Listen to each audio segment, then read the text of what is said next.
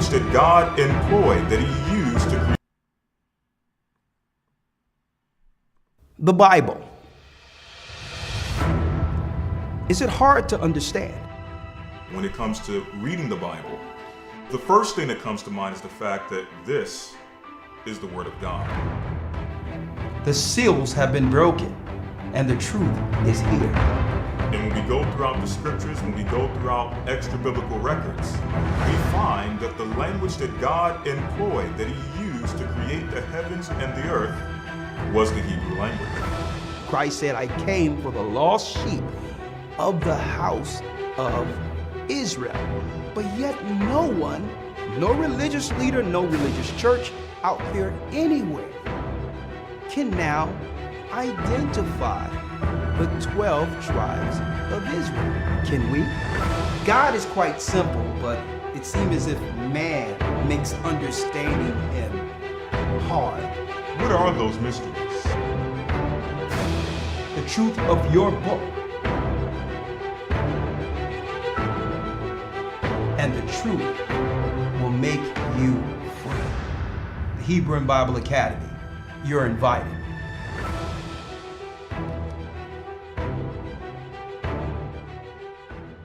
That's right, brothers and sisters. We are back.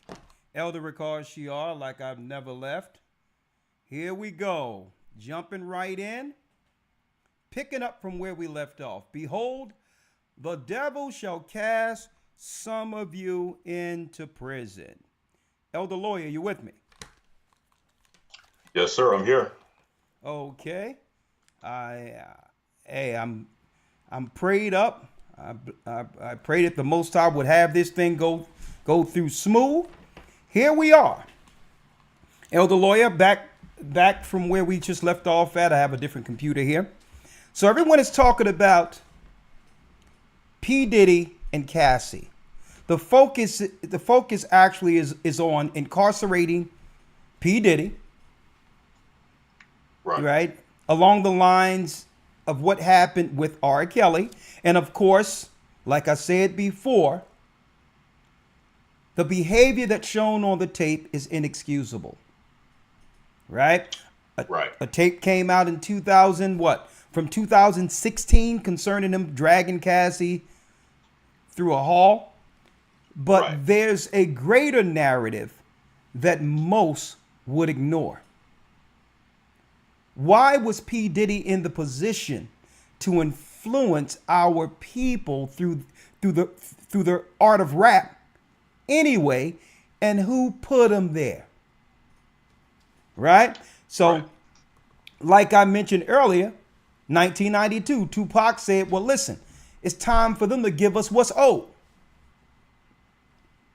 He was outright in interviews on MTV saying, it's time for you to give us what you owe us. Everyone in the earth is flossing off of us. What you going to do about the people who built the country? Rap. And guess what? He had a resounding influence. Hey, children would have listened to him before politicians, even before some pastors. Right? And then we had, at the same time that was going on, Elder Lawya, if you will, just doing a quick refresher. We had KRS-One.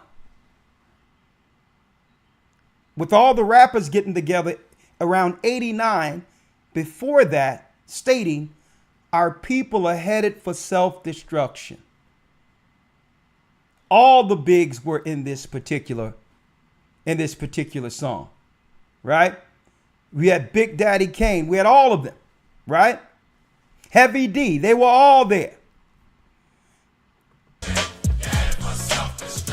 See, they were all there, knowing that if we go on this trajectory, the powers that shouldn't be are taking us.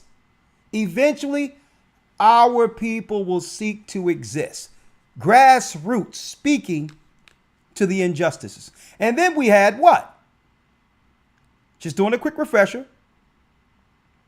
We had KRS-One who came out and said Shem was a black man. Abraham was a black man from Africa. Then he said Shem was a black man. Shem had Isaac. Isaac had 12 tribes. And we're the 12 tribes of Israel, right? And all of a sudden, the rest of the people came together and said, you know what? We need a meeting. We need a meeting about this rap stuff, because this rap stuff is influencing the people within the inner cities. And keep in mind, folks, you'll see that the music business and all of that is all connected to government outright. So you had in 1990, after more than 20 years, you had in 1991, Crazy Bones from Bone Thugs and Harmony say that there was a meeting a year before Tupac would state, y'all need to give us something. So all of the influences of rap were brought into a meeting. Let me pick it up and let's see what happened in this meeting, allegedly. Fair use. I finally decided to tell the world what I witnessed in 1991, which I believe was one of the biggest turning points in popular music and ultimately American society. I have struggled for a long time weighing the pros and cons of making my story public, as I was reluctant to implicate the individuals who were present that day. So I've simply decided to leave out the names and all the details that may risk my personal well-being and that of those who were, like me, dragged into something they weren't ready for. Damn. Hold on, let me So we gonna tell a story. We gonna tell the story. We ain't scared. You know what I'm saying? What they gonna do? They after us, not just playing. Look, that black man. So look, so he says, between the late 80s and early 90s, I was what you may call a decision maker with one of the more established companies in the music industry. I came to Europe in the early 80s and quickly established myself in the business. The industry was different back then, since technology and media weren't accessible to people like that, like they are today. The industry had more control over the public and had the means to influence them any way it wanted. Right. This may explain why in early 1991, I was invited to attend a closed-door meeting with a small group of business insiders to discuss rap music's new direction. Rap music's new direction. Yeah. Little did I know we would be asked to participate in one of the most unethical and destructive business practices ever seen. Crazy. So this was the meeting. The meeting was held at a private residence on the outskirts of Los Angeles. I remember about 25 to 30 people were being there. Right. Most of them familiar faces. Speaking of those I knew, we joked about the theme of the meeting, as many of us did not care for rap and failed to see the purpose of being invited to a private meeting to discuss the future of hip-hop. Talk to him. Among the attendees was a small group of unfamiliar faces who stayed to themselves and made no attempt to socialize beyond their circle. Based on their behavior and formal appearances, they didn't seem to be from our industry. Our casual chatter was interrupted when we were asked to sign the confidentiality agreement, preventing us from publicly discussing the information presented during the meeting. Needless to say, this intrigued, in some cases, disturbed many of us. The agreement was only a page long, but very clear on matters and consequences, which stated that violating the terms would result in job termination immediately. We asked several people what this meeting was about and the reason for such secrecy, but could not find anyone who had the answers for us. A few people refused to sign and walked out. Nobody stopped them. I was tempted to follow, but curiosity got the best of me. That's right. A man who was part of the unfamiliar group collected all the agreements from us. So now it's going to get to the good part because the meeting about to start. Talk to him, G. It says, so they had to sign 9 disclosure agreements to be in this meeting, to hear the new direction for this grassroots genre that was used for positivity within our community politically. So all of the bigwigs got together and said, You must sign a non-disclosure. If you say anything beyond this meeting, you will not work anywhere. Now, mind you, rap and music is one of the sure ways where our community in particular can have upward mobility financially out of poverty. So there's not too many avenues for us to actually make it outside of sports and music. So with a threat like that, some would take that threat quite serious. Quickly after the meeting began, hold on one second. Get your popcorn, y'all. Popcorn, get your pistol. No, sweat. For real though. Quickly after this meeting began, one of the industry colleagues, who shall remain nameless like everybody else, thanked us for attending. He then gave the floor to a man who only introduced himself by first name and gave no other details about his personal background. I think he was the owner of the residence, but that was never confirmed. He briefly praised all of us for the success we had achieved in our industries and congratulated us for being selected as part of this small group of decision makers. At this point, I began to feel slightly uncomfortable in the strangeness of this gathering. The subject quickly changed as the speaker went on to tell us that the respective companies we represented had invested in a very profitable industry which could become even more rewarding with our active involvement. Damn. He explained that the companies we worked for had invested millions into the building of privately owned prisons, and that our positions of influence in the music industry would actually impact the profitability of these investments. Then he says, I remember many of us in the group immediately looking at each other in awe and confusion. At the same time, I didn't know what a private prison was, but I wasn't the only one. Sure enough, someone asked what these prisons were and what any of this had to do with music.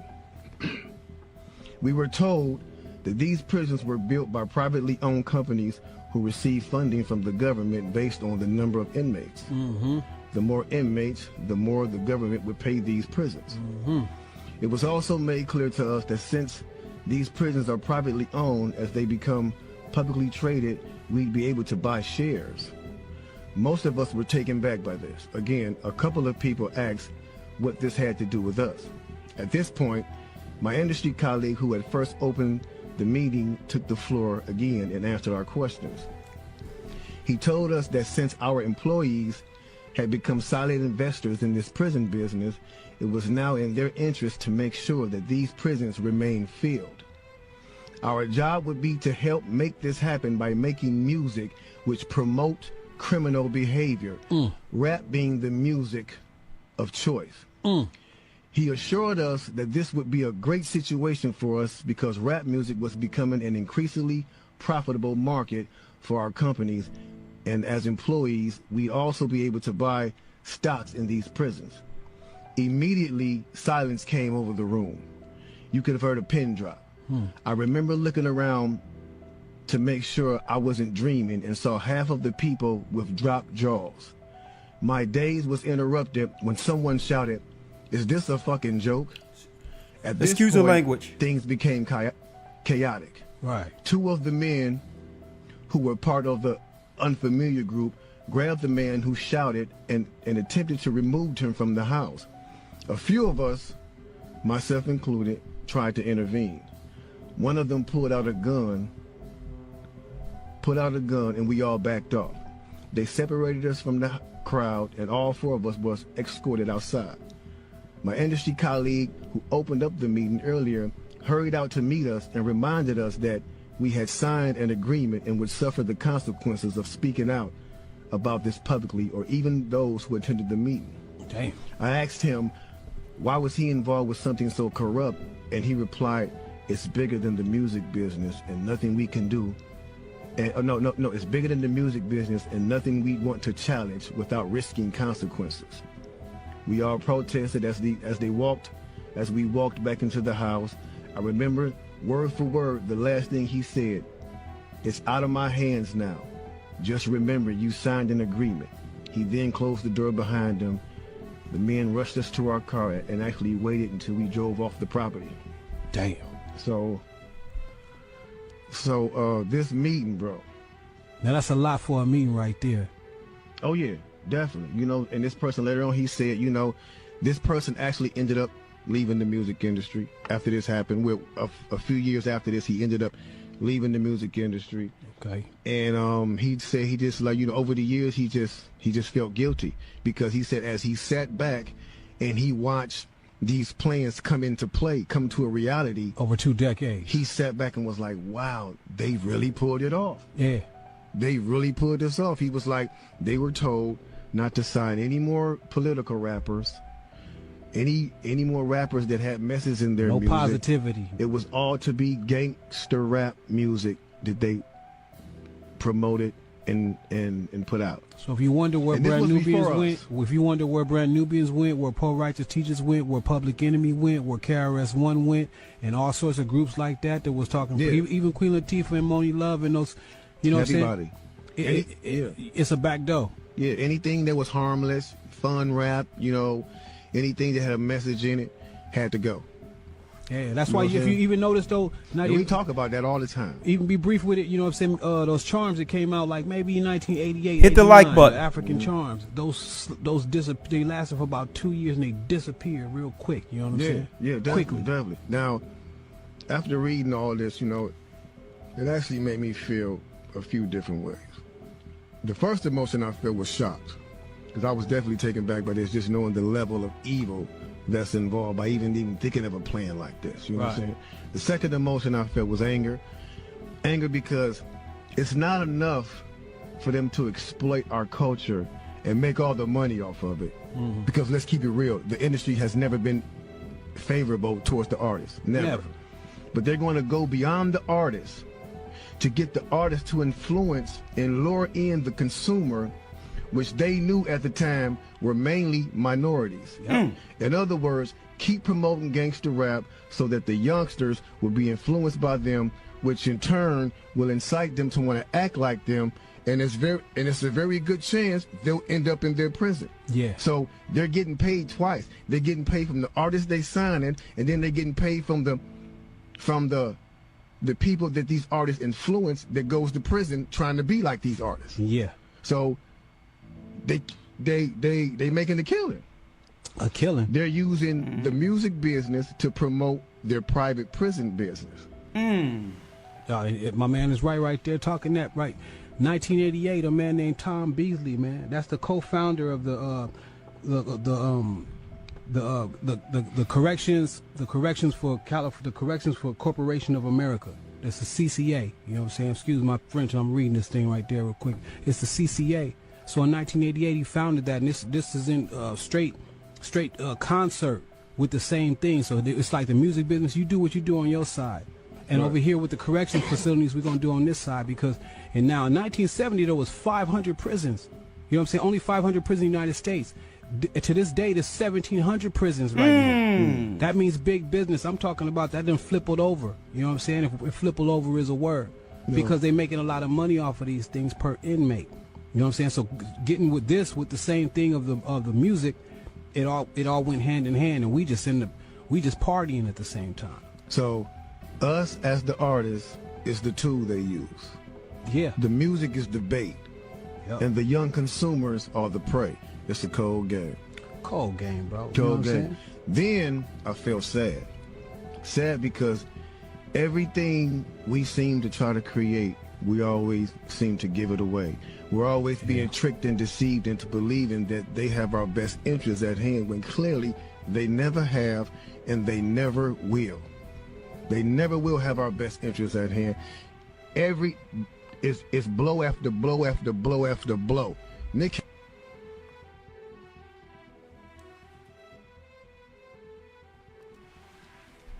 Elder Lawya. Elder Lawya. Yes, sir. I know you have seen this before, right? I have, yes. Yes, sir. This was in the prime of my life. Prime of my I would say my teenage years going into adulthood. I seen it all happen. From 500 prisons to over 1,700 prisons. calculated through the music. Right? Now think about this for a second. Why target our people so? Everything we do for good, they turn to evil. And how does P. Diddy fit in all this? Well, I'm going to show people in a moment. So that we don't get out of whack or unfocused, looking in the direction the enemy is pointing us to. Okay? Because Christ said this. Elder Lawya, if you will. Let's get Revelation 2:9 real quick out of the Bible. So they had a calculated plan to take the art of music and weaponize it. To weaponize it, folks, in order to pack the prisons with the children of Israel. And see, Christ warned us of this. Let's read this real quick out of the book of Revelation. Yes, sir. Revelation 2:9. Yes, sir. Thank you. I appreciate it. It says, I know thy works and tribulation and poverty, but thou art rich. And I know the blasphemy of them which say they are Jews and are not, but are the synagogue of Satan. Christ said, I know thy works. He knows the tribulation, the hell we go through, the poverty we go through. But they can't take what runs through our bloodstream. The richness of our forefathers, Abraham, Isaac, and Jacob. And he says, and I know the blasphemy of them, Elder Lawya, that what? Which say they are Jews. That's Christ saying this, read. And are not. And are not, but are who? But are the synagogue of Satan. But if I'm worshiping in a temple of Torah, where I stand on the Torah and the laws of God, would I incentivize such a behavior in the earth? And this is why Christ says he knows who's behind this. And that's why he pointed out synagogue. 10. Verse 10. Fear none of those things which thou shalt suffer. Behold, the devil shall cast some of you into prison. Read that again, Elder Lawya. Fear none of those things which thou shalt suffer. Behold, the devil shall cast some of you into prison. The devil shall cast some of you into prison. That you may be tried. That you may be tried. So they would manipulate and calculate and make ways to get us into their prison systems. Slavery, slave labor, the corporations, the plantations turned to the corporations. There's a clause in the 13th Amendment that if you commit a crime as black people, your freedom is revoked. You're no longer under the freedoms of the Constitution or the Emancipation Proclamation that emancipated us, that no longer applies to us if they could deem us criminal. That's your school to prison pipeline. Now, but in order for them to do this, Elder Lawya, in order for them to do this, they had to be able to move from the rap art, from the streets, grassroots, into legislation. And that's when 2 years later, after this meeting, 3 years later, you had who? Bill Clinton, along with Joe Biden, who came with the 1994 crime bill. So obviously they had this plan well in advance. Think about this, Elder Lawya. Before they knew what they were going to do in the legislation, therefore they needed the rappers to be complicit or sign on to the meeting. Know that they would have a crime bill so that if people are caught with any level of drugs, they can cop a plea and automatically serve time. To a degree where the majority of people I knew growing up, Lawya, at some time in their life went to prison at some point. Even if it wasn't many years, because most people would just cop pleas. People weren't even going to court. People weren't even fighting the cases. They were just pleading, packing jails. Now, The judgment for those who would use our people, Christ pronounced too. We're going to talk about them, and then we're going to P. Diddy now, who's only a servant for them. He's a servant of them. He was created by them. Okay? Don't come and pull out some video from 2016 and claim that you're here to protect women. Right.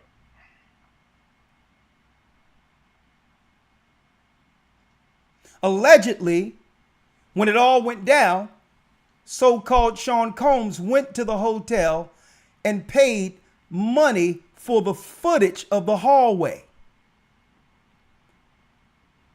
That happened in 2016. He went and paid for the footage. And all of a sudden, after the raid, the footage comes to light. Inexcusable behavior. But who created him? And guess what? Is what was created is the tool they needed to destroy our people. Are they only breaking the tool they made? So now, what is the judgment for these sinister, I would say, veiled controllers behind closed doors, plotting on our people, unbeknownst to folks? They're plotting against us day and night. This is what David was talking about continuously in scripture. And I'm going to go there.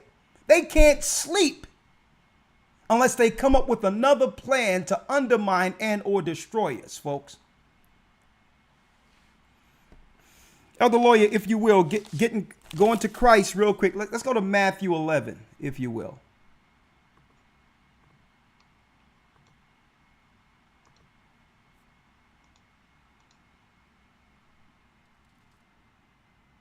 Matthew 11. And let's start at 21. Yes, sir. St. Matthew 11 and 21. Yes. Woe unto thee, Chorazin! Woe unto thee, Bethsaida! When it says, woe unto thee, Chorazin, folks, do y'all know that Chorazin is the same exact territory for the state of Israel today? Did y'all know that? The same exact territory. This is prophetic. The same exact area of Chorazin is the state of Israel today. Let me show you all this. Hold on.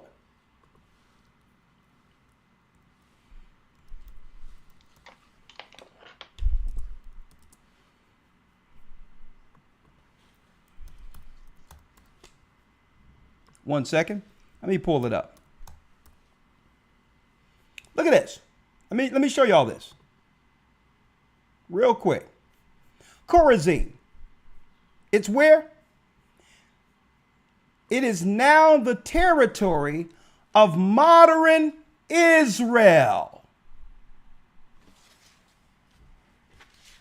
Chorazin in the Bible is the state of Israel that came out of the Roman Byzantine periods. And folks, it's the state of Israel today, the exact territory.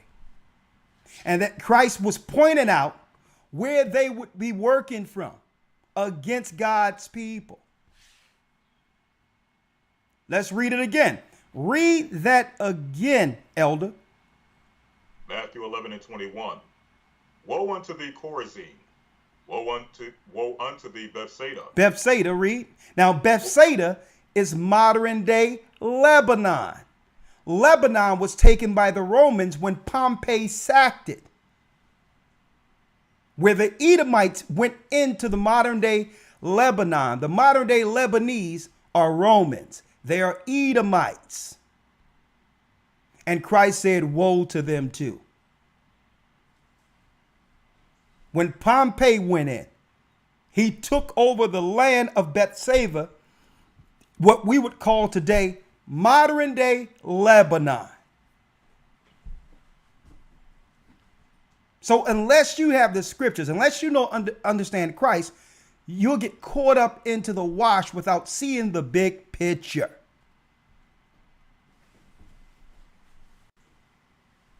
Woe unto thee, Chorazin. Modern day Chorazin is the state of Israel. Woe unto thee, Bethsaida. Bethsaida is the modern day Lebanon, the Lebanese. Read. For if the mighty works which were done in you had been done in Tyre and Zidon, they would have repented long ago. They would have repented long ago. And then when you break down, when you look at Bethsaida, it goes all the way to the point of northeast Jordan. These are all the areas that will soon be judged by Christ in the war. All this that's going on in the Middle East, it's the heavens pulling the strings. I don't care what they say politically out here to you. It's the judgment before Christ come and put a foot in it. Woe unto you, Chorazin! Woe unto you, Bethsaida!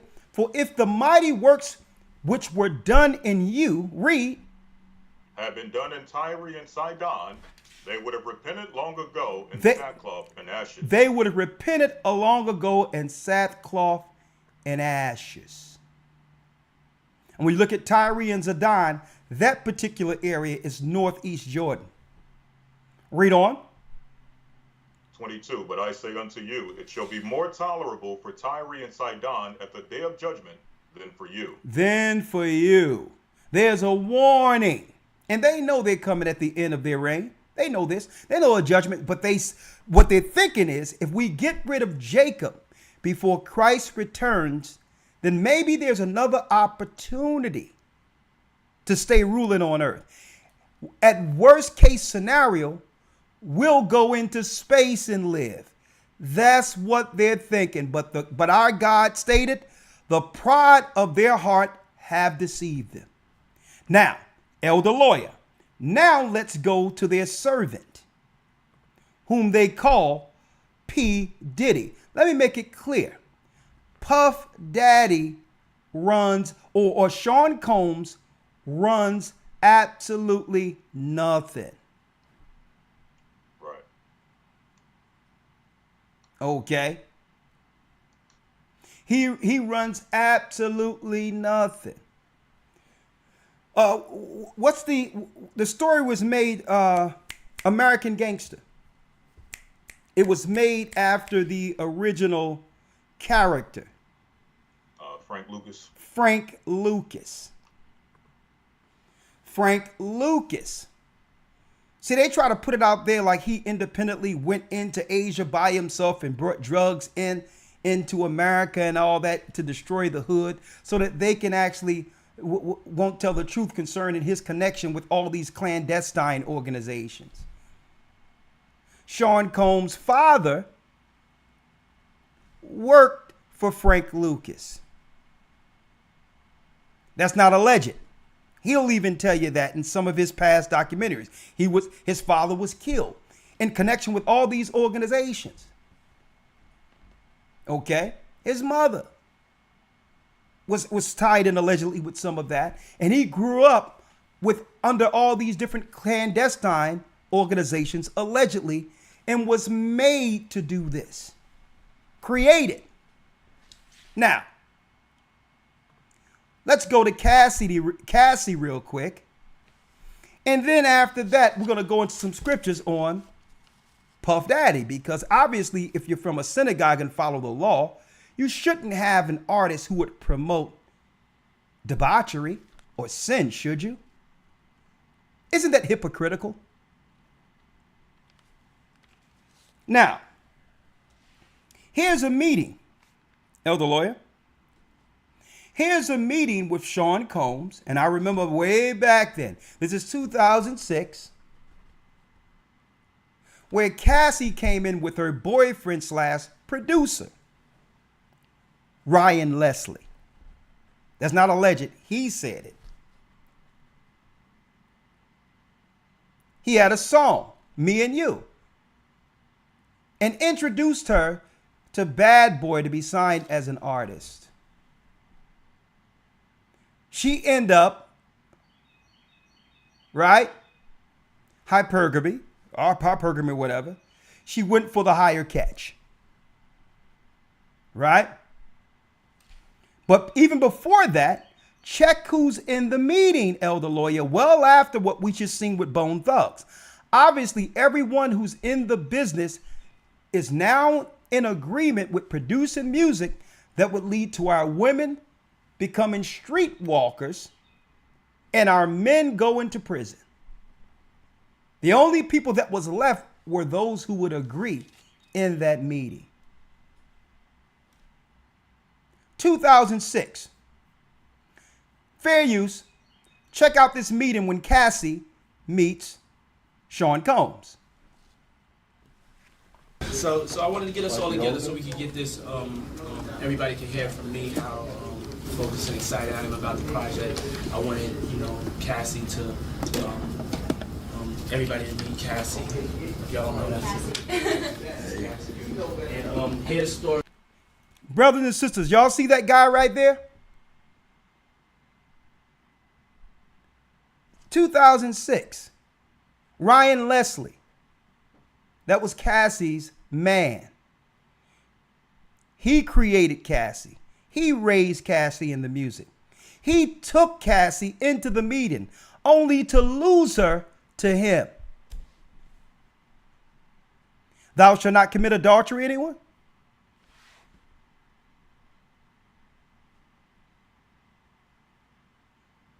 Fair use for educational biblical purposes, because all types of laws are being broken at this table right now. Okay? Now. Right. Now.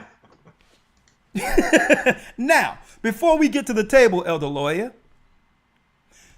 I remember, because I was trying to make it into the music business. Thank the Most High that he spared me. I knew they was getting loose, but I didn't know that it went this deep. Right? Now check this out. I remember when Wendy Williams left New York City and became a disc jockey in Philadelphia. You too young to remember that. But because she was in New York, and this is not allegedly, everyone know this. She was in New York saying that there is a gay rapper behind the scenes that is popular without putting his name out there. But everyone knew who she was talking about. The control was so deep, higher than P. Diddy. She had to pack up and leave that station. And guess what? He controlled the whole business. You can't say it was just him behind these decisions. She had to leave New York and become a disc jockey in Philadelphia for years based on these allegations about what she claimed was a gay mafia really behind the scenes running the music business. Now, that back then, everyone had no one was saying anything, but we all understood that, okay, it could possibly be this particular person. Not talented, came out of nowhere with all of this power. Right? Anyone who crossed him took a dirt nap.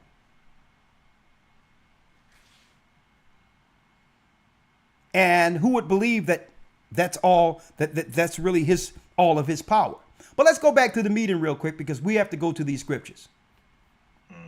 Let's check out. Let me say something real quick. I remember that time. I remember when she first came to Philadelphia. Mm-hmm. And almost every other week, anytime she would mention this guy's name, it would always be in some type of infamy involving some weird activity. So I say that to say that these accusations that people are putting out have been out for years.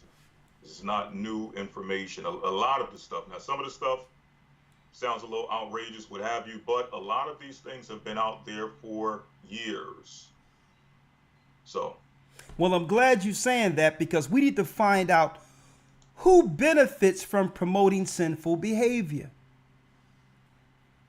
And then it comes down to our people correcting themselves so to not be tempted into this sinful behavior, which puts you under what? Under the authority of Satan's servants. So I want to break this down all the way so that we don't get misdirected and everyone just have Sean Combs on the hook being looked at, as well as R. Kelly, because at the end of the day, it's our face. It's black men on trial. Right. And they see us as a monolith. Even if people say, well, not really, they know they see us as a monolith. You understand that? So we can't separate the two. We can come out and say, well, okay, we have nothing to do with him. But the way they control this media and all of that, it's guilty by association. And that's why I have to put it out there. Who creates a monster and allow the monster just to wreck shop, only at the end of the day to say, hold up, we need to do something about this monster. After you've squeezed every last cent you could get by utilizing him while destroying God's people. So we're going to put it where it's at. We agree with you that he's the monster you created and everything you're saying is true.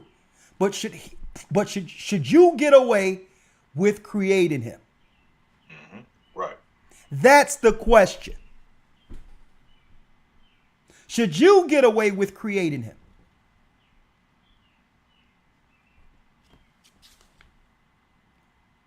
Let's finish. Story directly from Mau Mau's, and then really get down to some business about, just so we can be on the same page of what the plan is, as far as from Tommy's concerned, and from we're concerned as also a label and Warner Atlantic, so everybody's on the same page. I think the best thing to do is to kind of give an overview or a history of how we came to the project. Can't know where we're going unless we know. Elder Lawya, who's this? This guy looked pretty familiar. So there's a lot of... Still catching up, so I can't see. It's okay. It's okay. It's a lot of big wigs in the room at Cassie signing. Now at this time, she's really almost engaged to Ryan Leslie, the producer who brought her to Bad Boy. We came from. Ryan is a producer that I've been working with. Ryan for the last Leslie. 2 years. That was brought to me by Ed Woods, who Ryan assigned to their label, and also. Someone says that's Leo Cohen in the room. I'm not sure. Yeah, that's what it looks like. But that's who it looks like. But I'm not sure, so I can't say definitively. But he's always showing up in a lot of wherever our people are, doing music and rap and all that. He's not too far behind. Okay. Producer and has done some stuff for the label, and somebody's like one of my go-to people. New act is just needing records right away. Somebody that go in the trenches, musical genius, new age Teddy Riley, Dr. Dre, Quincy Jones, Pharrell, but to his level, in his own way. But he had something else that was very important that attracted me to. So now he's bigging Ryan Leslie up to be the next Quincy Jones and Teddy Riley. But really, obviously, at the end of the day, his interest was in Cassie. Okay. His situation, which was this man right here came with his girlfriend that he produced to get a deal. He thought they were in the deal together. No one's talking about that. he had a new logo. Not only that, she shattered him. She broke this man's heart. He lost his beautiful woman who was innocent to the big city. That was one of the biggest regrets he stated he had in his life. Losing the love of his life, trying to help her establish a career. Ryan Leslie, look it up. It broke his heart. And no one's talking about that.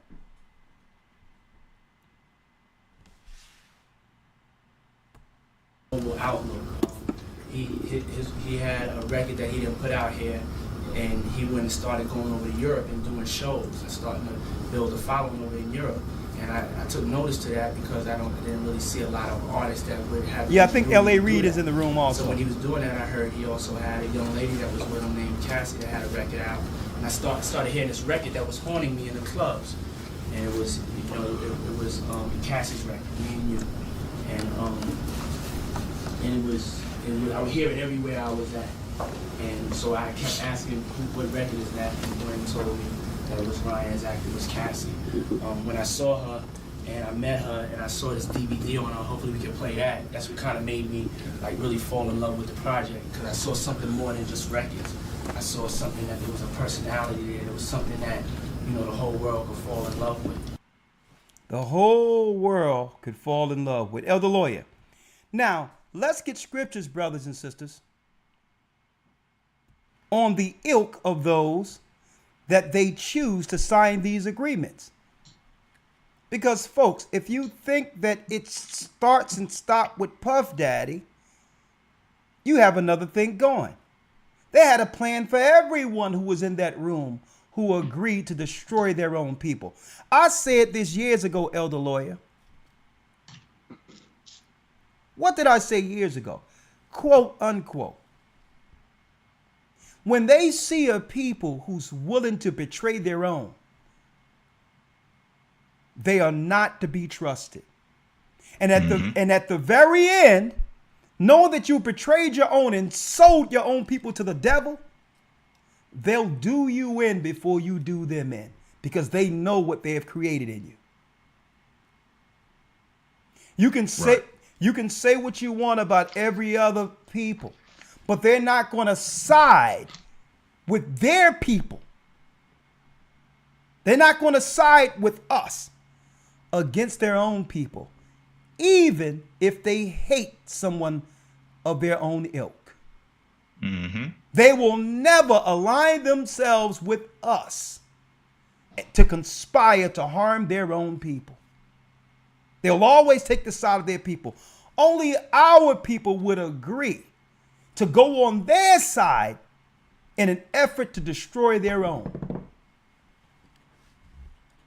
And this is now we got to drop some wisdom here. Right? Elder Lawya, if you will. So it was a plan to put you in prison. Christ said they would put you in prison. It was the politicians working with the music industry to fill prisons, as Christ said. And then he pointed out those who would be behind the prisons, making stock off of it. He identified them in Revelations 2. Huh? No wonder they hate Christ. Elder Lawya, now, if we will, wrapping this up. Mm-hmm. Elder Lawya, let's now go to Proverbs 4.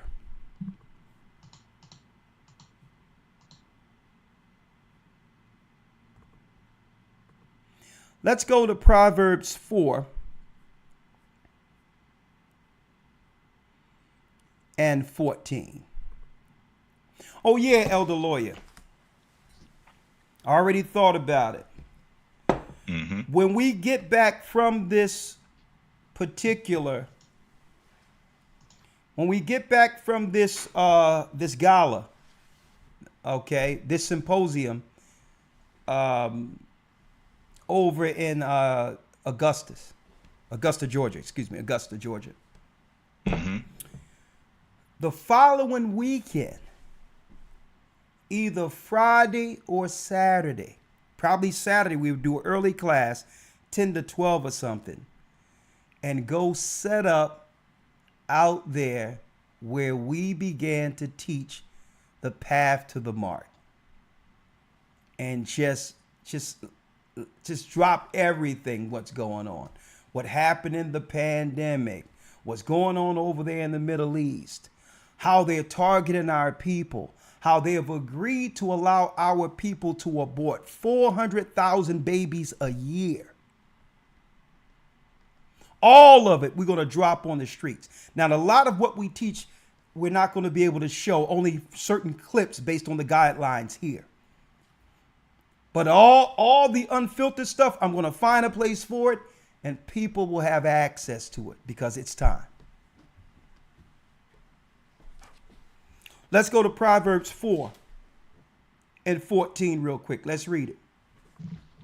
Proverbs 4 and 14. Let's go. It says, enter not into the path of the wicked. Enter not into the path of the wicked. See, but this is what was going on here. Read that again. Enter not into the path of the wicked. Enter not into the path of the wicked. If Ryan Leslie knew what he was bringing his innocent girlfriend into, the only thing this demented man was thinking about was how he was just thinking about how to turn her into the total reverse of who she was when Ryan Leslie brought her into that room. The only thing this man could think about was taking her innocence and destroying her soul. And that's why the Bible states what? It says, enter not into the path of the wicked. Read. And go not into the way of evil men. And go not in the way of evil men.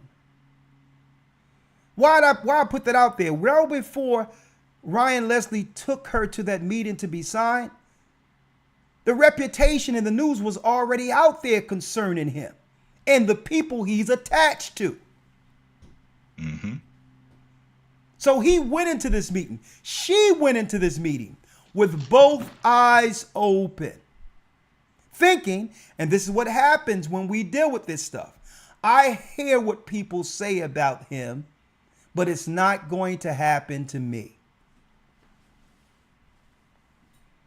And this is what happens. We always look at it. He started buying her things. And don't forget, she's from a poor upbringing. He started showing her off into places she can only dream about, not realizing he was seeking to turn this young girl out. He wanted to take her spirit. The more innocent she looked, the more he desired to take it. And guess what? That's the circle of vultures that he associates with. This is what they do. Enter not into the path of the wicked, and go not in the way of evil men. 15. Avoid it. Pass not by it. Turn from it and pass away. Read. For they sleep not except they have done mischief. Because they don't sleep unless they have harmed someone. And guess what? This man could not have harmed anyone unless he had full carte blanche. Unless he had a license to do so, because black men can't do anything. We can't even cross the street wrong without the chance of getting arrested or even worse. So don't try to sell me that this guy had some power. His power was from the extension of these people. Because they sleep not, except they have done mischief. They sleep not unless they have secret meetings on how to do more harm to God's people. And these are the receipts we brought forth tonight. They don't sleep unless they can find someone broken as a child like Sean Combs to groom. And they would only burn their asset once they already have another asset prepared to take his position. That's right, folks. He was a broken young man who was groomed. And usually when you have guys like this, who operate in the spirit of cowardice is because they're broken. So that's why he has to show off or show how much power he has or what he could do, because why? That's what they do when they're broken. That's what they do. This is how they do it, folks. They have to show people they're powerless. So to hide the little abused boy who was groomed to do what he's doing. This is how they cover themselves or hide themselves. But that little boy who was abused and all of that is there. That's what they use. And through that arrested development, they give this abused child, power to hurt, as long as that hurt is directed against his own. That's how they do it. They're not worried about the monster they created, because they know they have taught their pet not to bite them.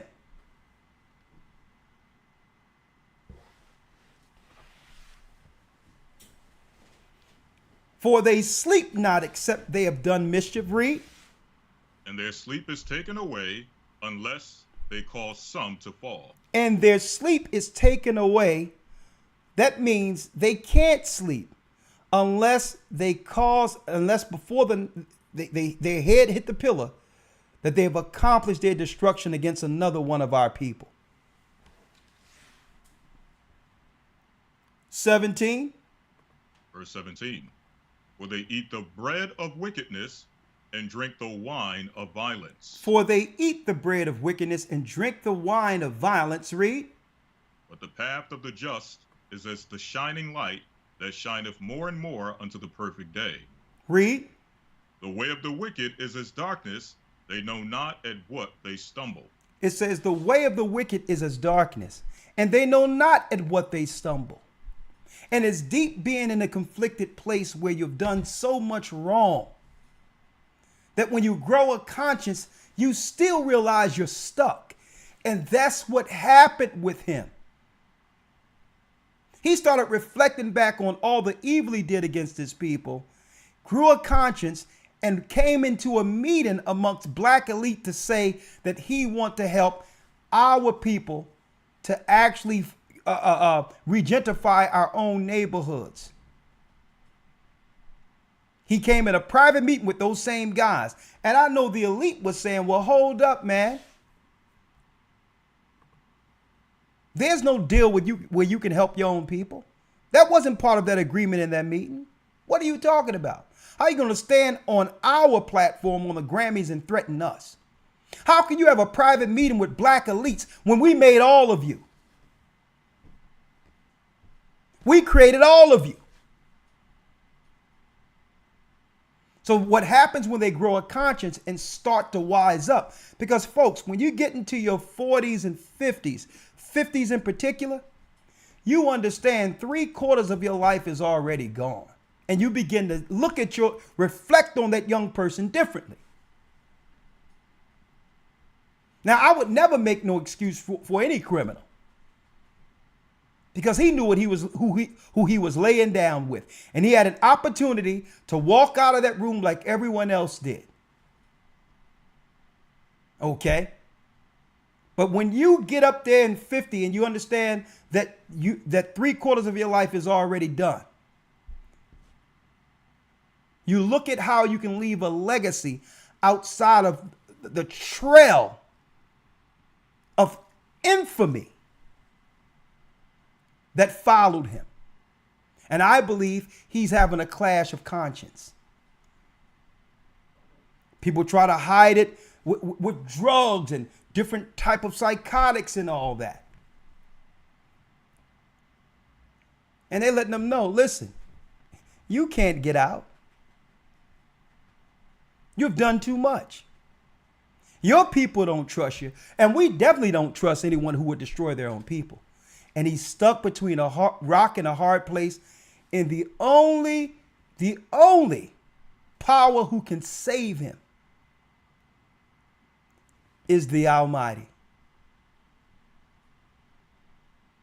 He must come to Christ and repent and be willing to walk away from everything to have nothing. That'll be his only saving grace.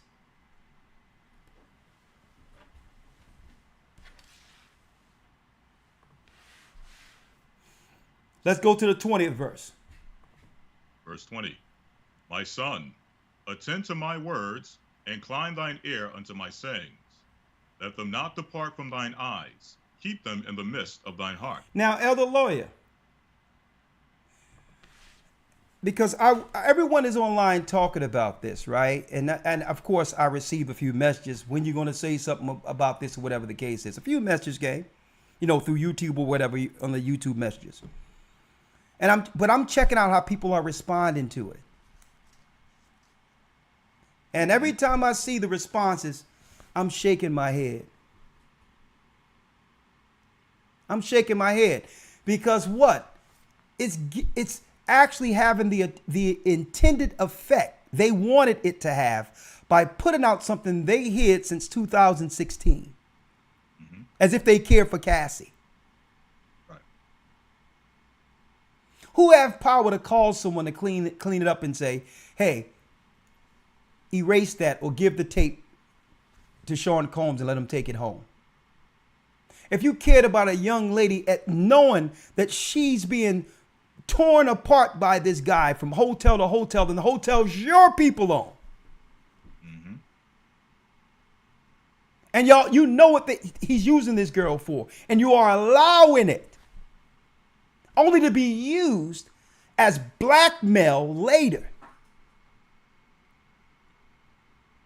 Because there's nothing that I've seen on any of these videos concerning this guy that I'm surprised about. Mm-hmm. The question is, who created him and why did y'all allow him to go that night without being arrested? Why did y'all allow somebody to get shot in the club way back when J-Lo was in her prime to let him go and no one was arrested but a fall guy? Mm-hmm. Who's really behind the monster? Christ have identified them.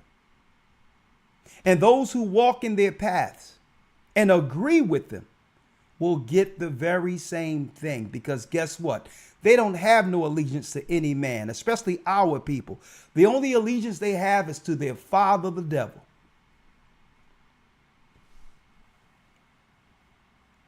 Let's finish this off, Elder Lawya.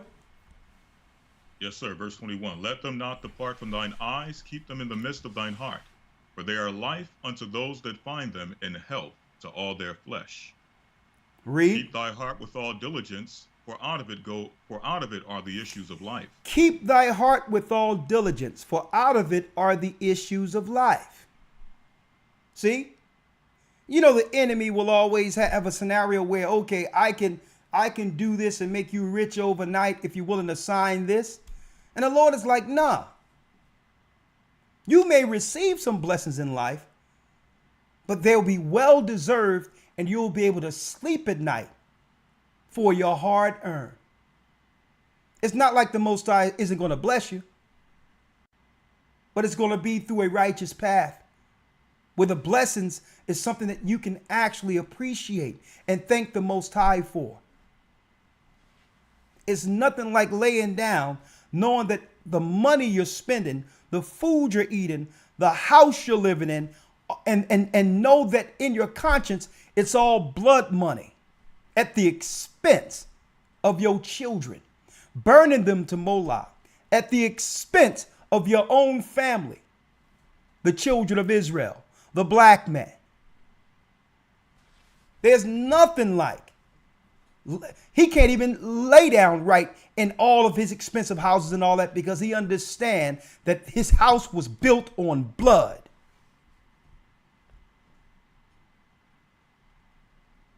And it's our people who always are looking for the shortcut instead of saying, you know what? I'd rather go the long way. and be able to sleep at night than to compromise with these people, these vultures, who are always seeking the death of the children of Israel.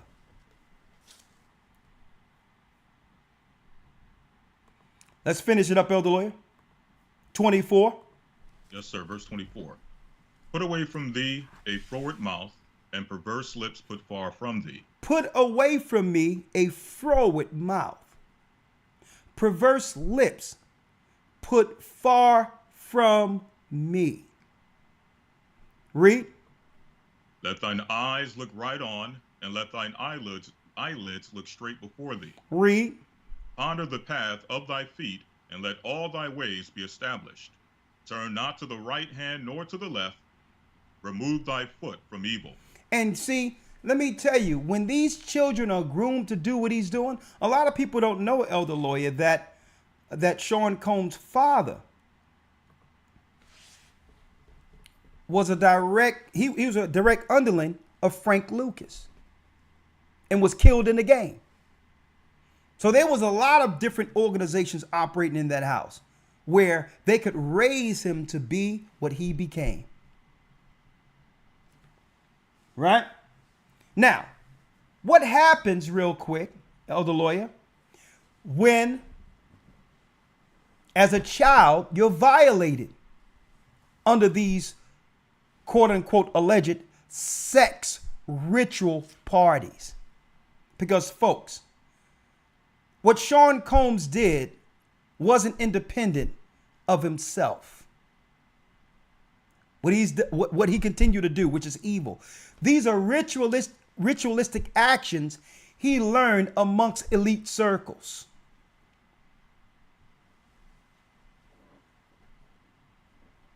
Okay? So what happens when one take on those spirits? This is how the devil can use these people who have been compromised sexually.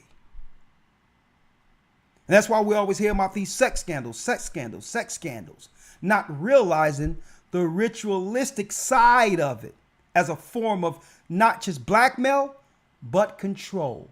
When they do these certain acts, certain demons enter them, which makes them obedient slaves to the masters.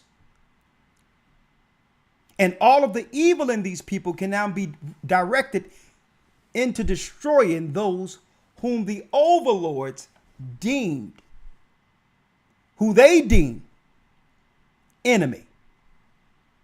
So they must first compromise them sexually because a certain spirit come in. Paul talked about this, Elder Lawyer. You know where I'm going. Let's go to the book of Romans, the 1st chapter. So when they compromise themselves, now the dark overlords can use those spirits to cause chaos in our communities. Therefore, begin to pack the prisons. It's quite that simple. They must get you to compromise your morality sexually. Okay? That's why they have that component on the dark side in their businesses and all that, allegedly. Because it produces something contrary to God, anti-God, anti-Christ. And now that person can become weaponized against those who believe. Elder Lawyer, if you will, let's go to the book of Romans.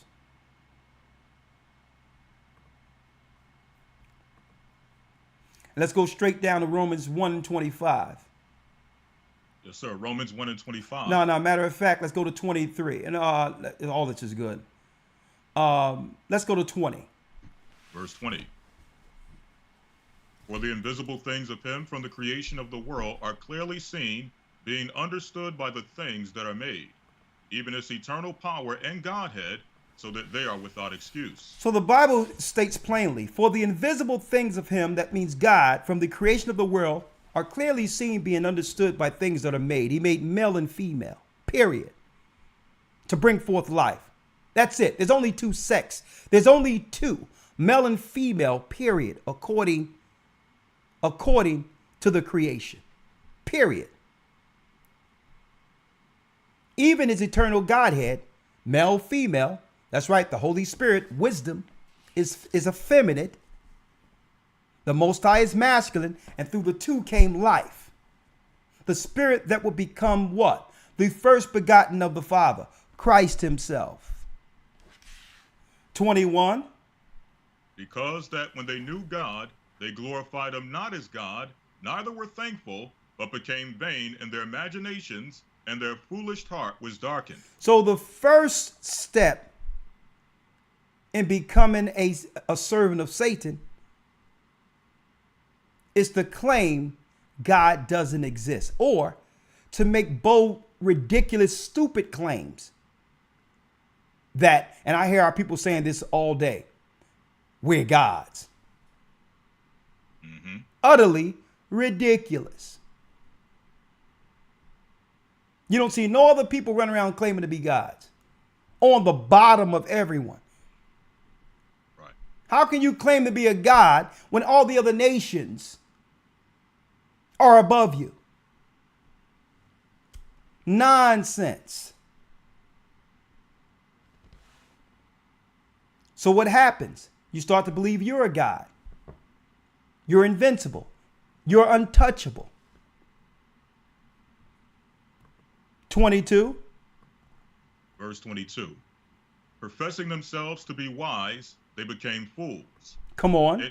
And changed the glory of the uncorruptible God into an image like unto corruptible man, and to birds and four-footed beasts and creeping things. Wherefore God gave them up to uncleanness through the lust of their own hearts, to dishonor their own bodies between themselves. Read. Who changed the truth of God into a lie, and worshipped and served the creature more than the Creator, who is blessed forever. Amen. Who started twisting nature? The devil. Right.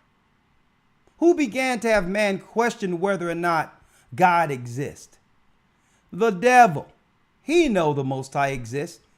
He's the reason. Our God is the reason their God is stuck here. He know he exists. So then, since he cannot have his place amongst the stones of fire, amongst the mountain of God, Satan himself sought to turn everything in God's green earth upside down.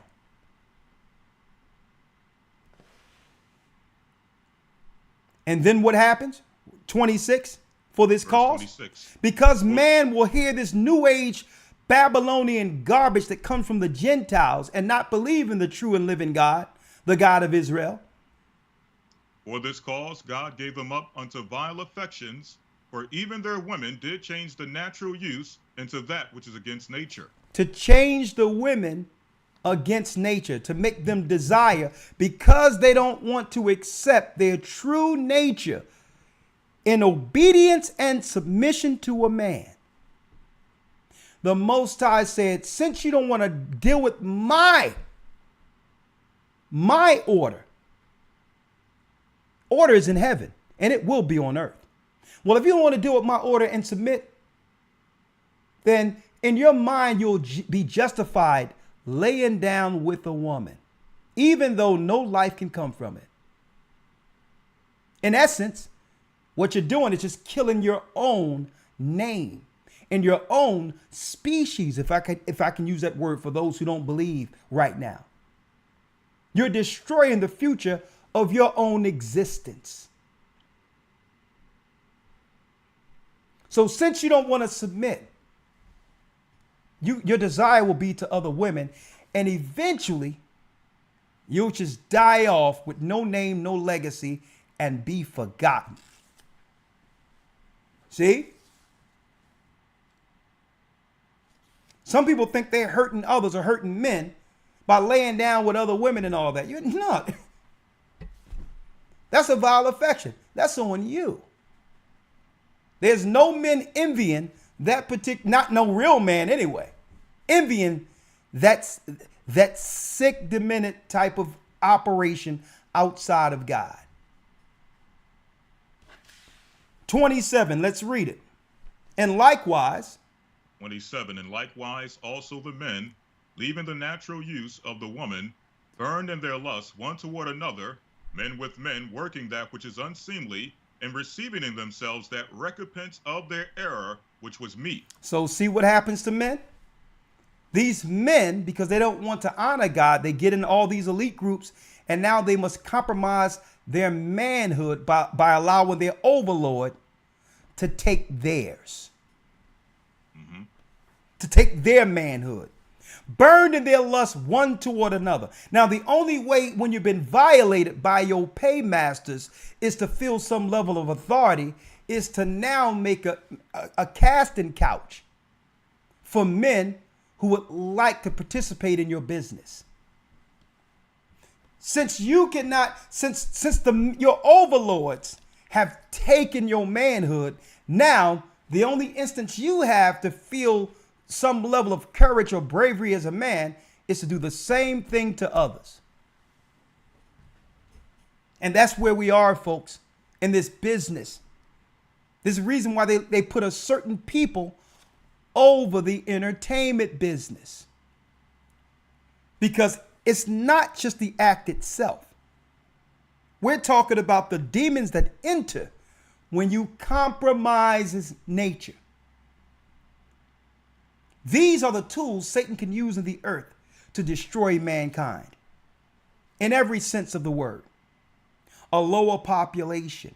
Then they'll get in positions of influence where they can now have straight men and straight women go against each other in a war, a never-ending war, while the Satanists are sitting back laughing because what? They have the demented in authority over your airwaves, over these programs. They are writing scripts that would have straight people hate straight people. And our people have fallen for it. What better way to stake claim to a position without judgment than to say, well, you can't say anything about us. You guys believe in God and look at you. So they put certain people who are I'm going to tell you, folks, these people are riddled with demons. Can't even sleep at night. These are the people they put in position of authority over us intentionally, over our social programs, over our businesses, over the entertainment business, so that we have to compromise our morality to get out of poverty. And that's the sad thing. Because when Sean Combs seen this innocent girl, he didn't look at her on how to protect her innocence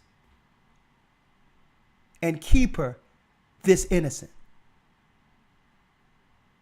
I'm going to show you the spirit when they see the innocence, what they're thinking. Because someone innocent have these demented people begin to look inward to think of themselves, of how sinister and evil they might be in comparison to someone who isn't sinning. And they begin to do what? They begin to resent innocence. They say, you know what? I remember when I was a kid and I looked like that. My eyes was like that. Full of ambition, full of life, full of excitement, full of the hopes to fulfill my dreams. And my innocence was taken by these so-called execs. And they begin to resent innocence and they say, you know what? We're not going to be done. We're not going to be done until what?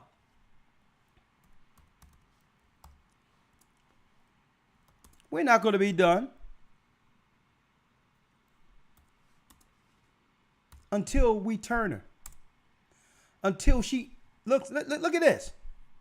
We're not going to be done Look at this. Until we take her innocence. Now they're satisfied. See? Now they're satisfied. And look at this, folks. Do these look like the same people?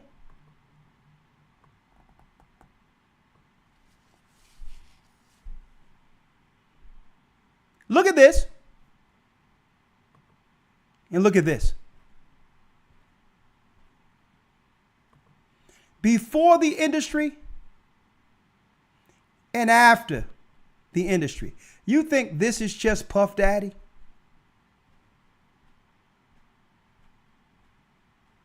You think this is just Sean Combs?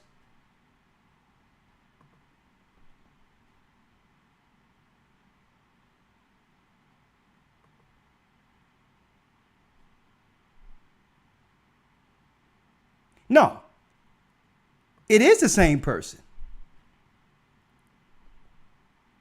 Look in her eyes. This girl, she on the surface is the same person. I'm going to show you. Look in her eyes. And look in her eyes.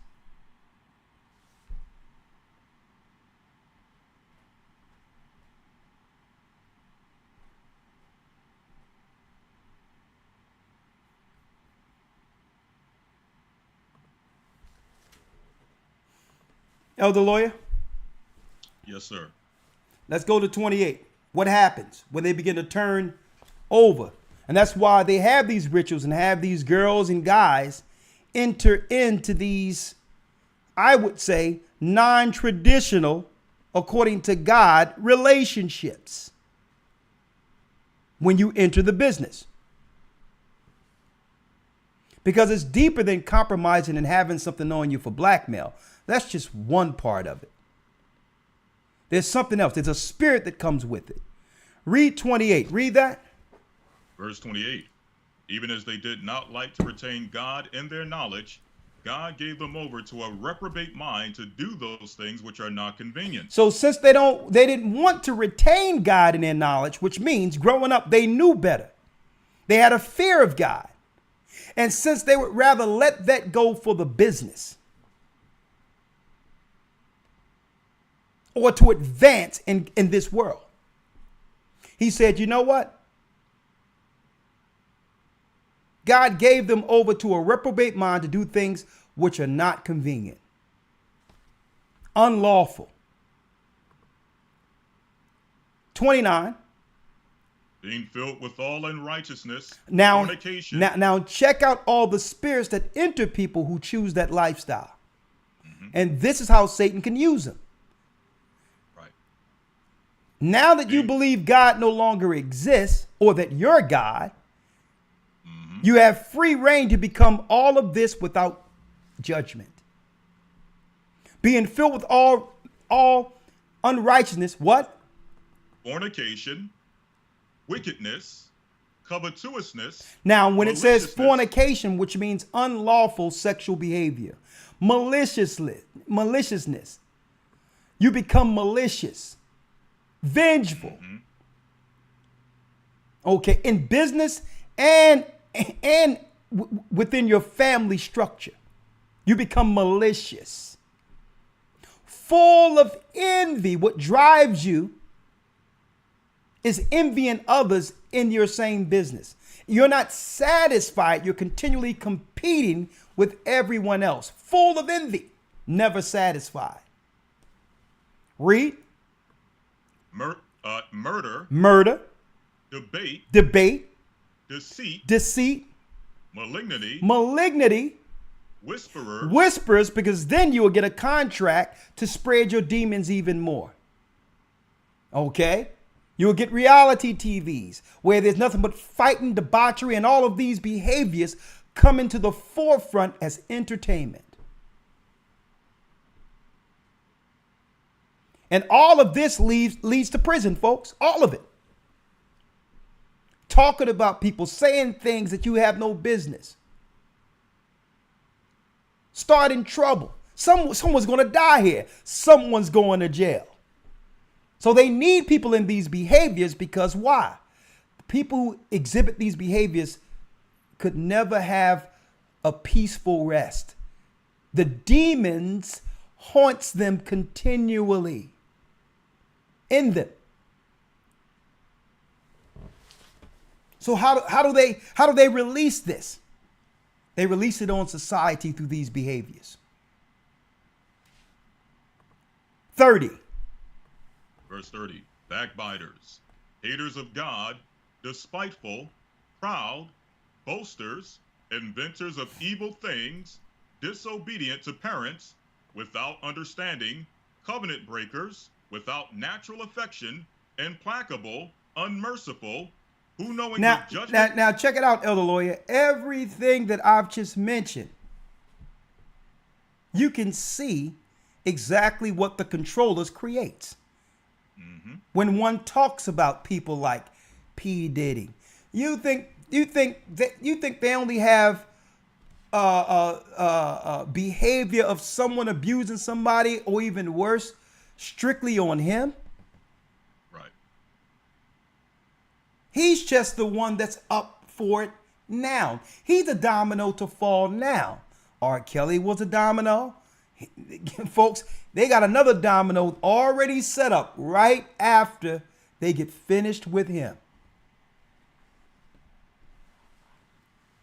Covenant breakers, without natural affection, implacable, unmerciful. Why they allow these people who have these particular types of hang-ups, these mental illnesses I'm seeing here, why do they give these people power?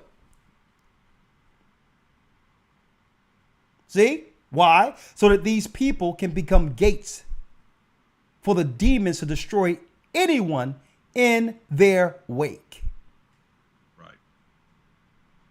They're gateways. That's all. Facilitators. And those high priests that they be that their managers be taking them to, they know that. They be blessed by their high rabbis and all those things. And guess what? Hey, don't worry about it. We'll direct the spirits that way. We'll go pray on your records and all of that. We'll go and put demons prayer on your records and allow it to destroy your community. You're just who we're going to use as the gate to get to them. Right. They'll give you all the shows you want because they know the demons that are haunting you. They know they understand that you are riddled with them. But guess what? But you don't know how to control them. So they'll make sure you get all the drugs you need to at least keep them at bay to some degree. See?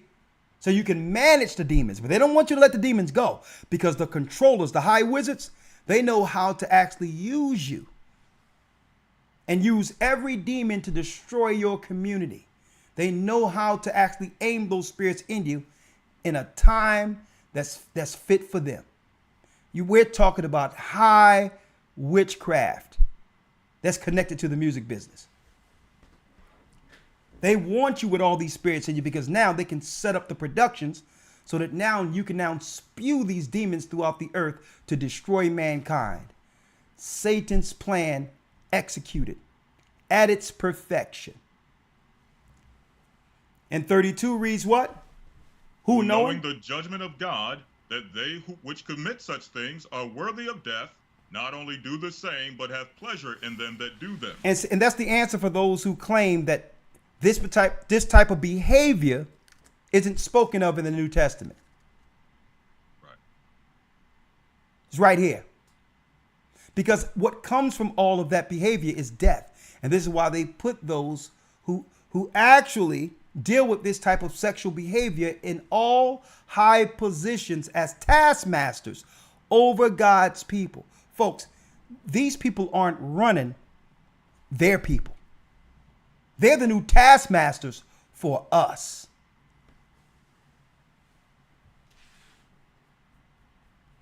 And don't believe they just have black ones. Okay? Who's getting away with this? Last but not least, Elder Lawya, before we open it up for some calls, Sirach 9 and 7. 9, and this is for, here's some wisdom for you young men out there. Sirach, Ecclesiasticus, the 9th chapter. 9. Some wisdom for the young men out there.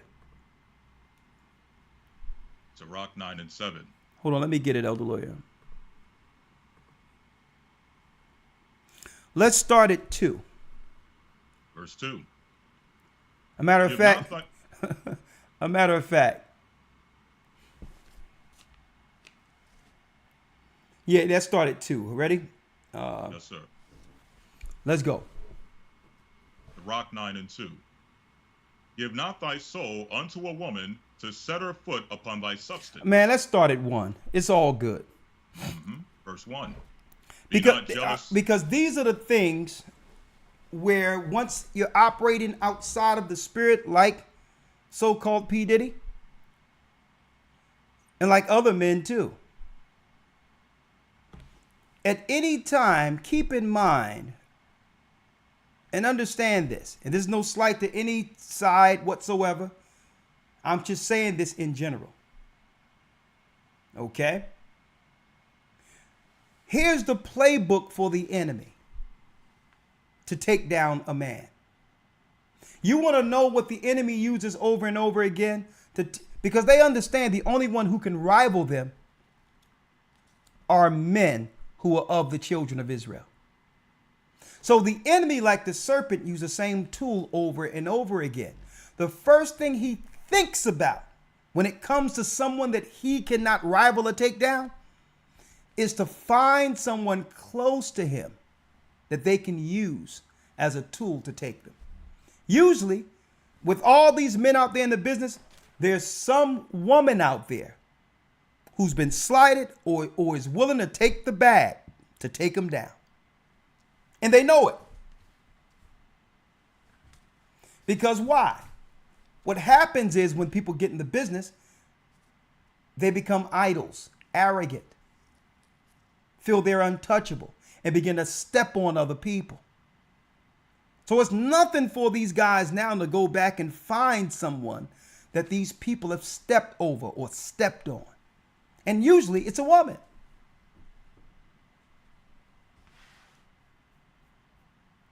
Read Sirach 9 and 1. 9 and 1. Be not jealous over the wife of thy bosom, and teach her not an evil lesson against thyself. And it says, and teach her not a evil lesson against thyself. Okay? So if someone cares for you, you must continually, they have to be on your side to the end. Be not jealous over the wife of thy bosom. And that's talking about the challenging and all these other things. Or be resentful of your wife or your woman or whatever. And teach her not an evil lesson against thee. Something that she can use to destroy you later. Because the enemy is going to tap her in due time. See? Can I see anyone? 2. Give not thy soul unto a woman to set her foot upon thy substance. Young men, men in general, give not thy soul unto a woman to set her foot upon thy substance. If you're meeting a woman and the first thing she asks is how much money you have and what you can do for her, about face, run as fast as you can. She's a woman of no substance. Not that what you have shouldn't be discussed, but she shouldn't lead with that. That's a warning to the wise. Give not my soul unto a woman to set her foot upon thy substance. And see, this goes into, and I have to go back to the original video of her with one man, and then with hypergamy, went and got a better catch that she could brag. And listen, I'm with a man who controlled the business. See? That's just one instance, since I'm keeping it in context. But on another level, some women make choices based on how much substance a man has. And the Bible states, give not thy soul unto a woman to set her foot upon thy substance, which means a man with morals, knowing that this woman has a man and saying, well, listen, I'm willing to, jump bait and be with you. A man would have been like, well, hold up. No, because if you do it to him, you'll do it to me. No, he has a deal. You have a deal. I'm not going to do that to that man. But she's seen something bigger. Why should I be with the man who's asking for the deal when I can be with the man who's giving out all the deals? And the Bible says, well, hold up. If a woman come for substance, be like, well, nah, I'm good.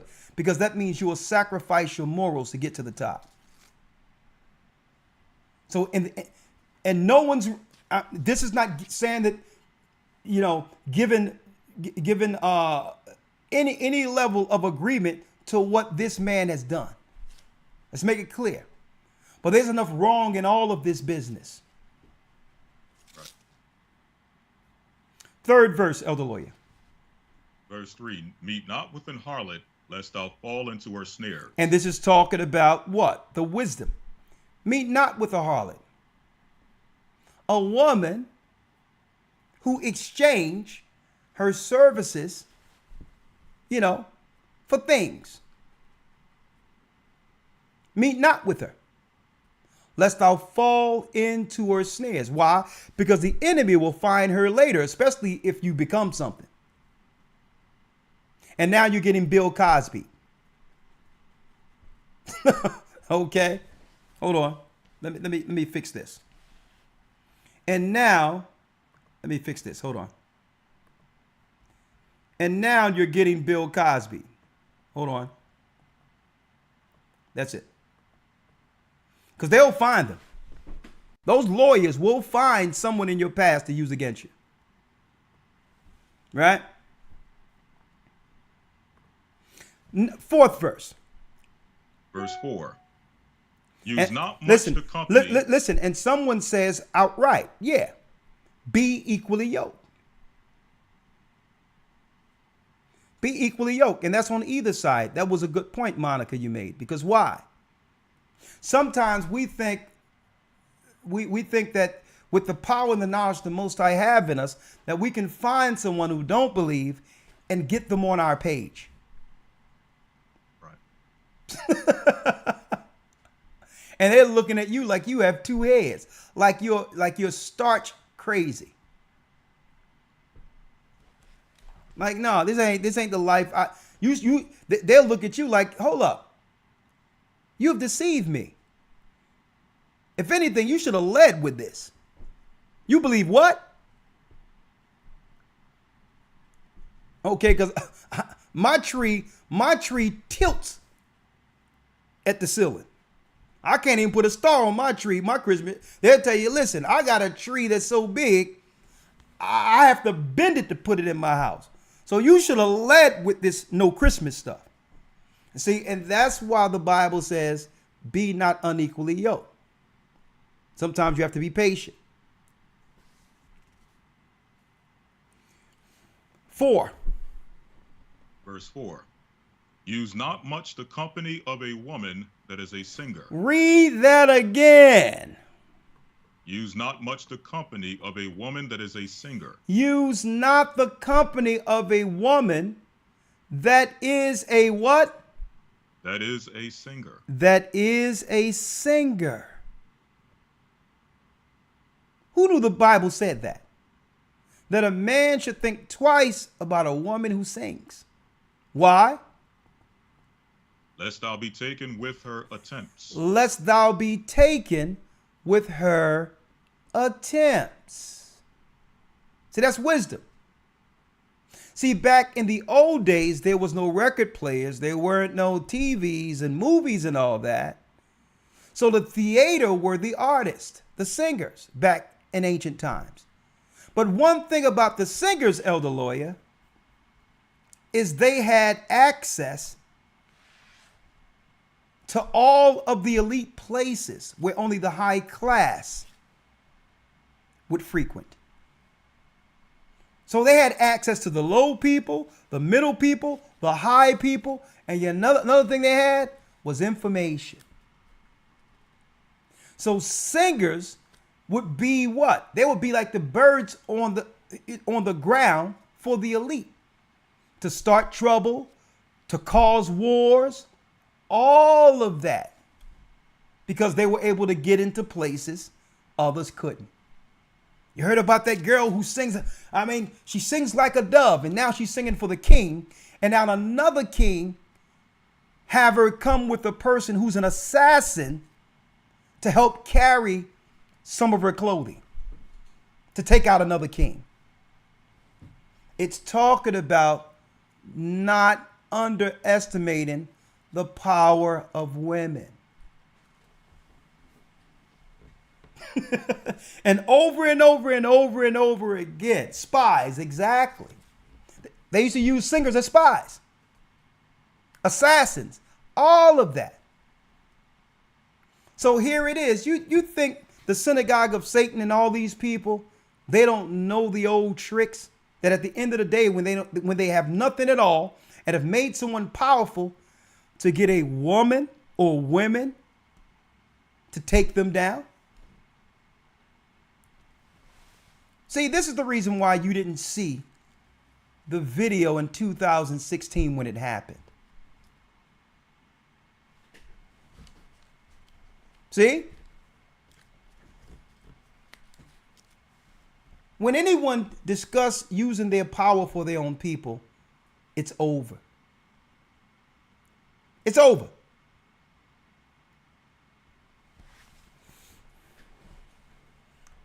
(515-605-9327). I can only take calls for 30 minutes.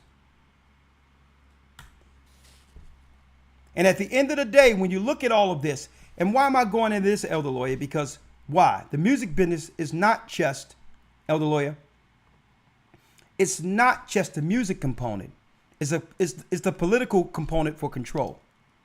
Also, it's a component where women are used for their sexuality. Harlotry is a part of the business to draw men in to get compromised. And the wisdom of the scriptures warn us of this. These are the devices Satan will use. And the music business have all of these intertwined into one package. Right. That's why it says, lest thou be taken with their attempts. With the ability to sing comes the art of seduction. Exactly. And this is why usually when they hire singers or entertainers today, it's about selling sex. Sukiana, Sexy Red, on and on and on. They packaged all of this demon activity into one business and quantify it to be utilized as a weapon to destroy who they will.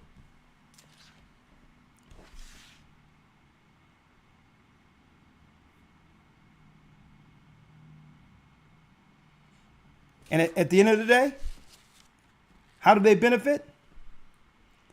Through death, getting rid of our people, and to have us work for free in their prisons. Behold, the devil shall cast some of you into prison.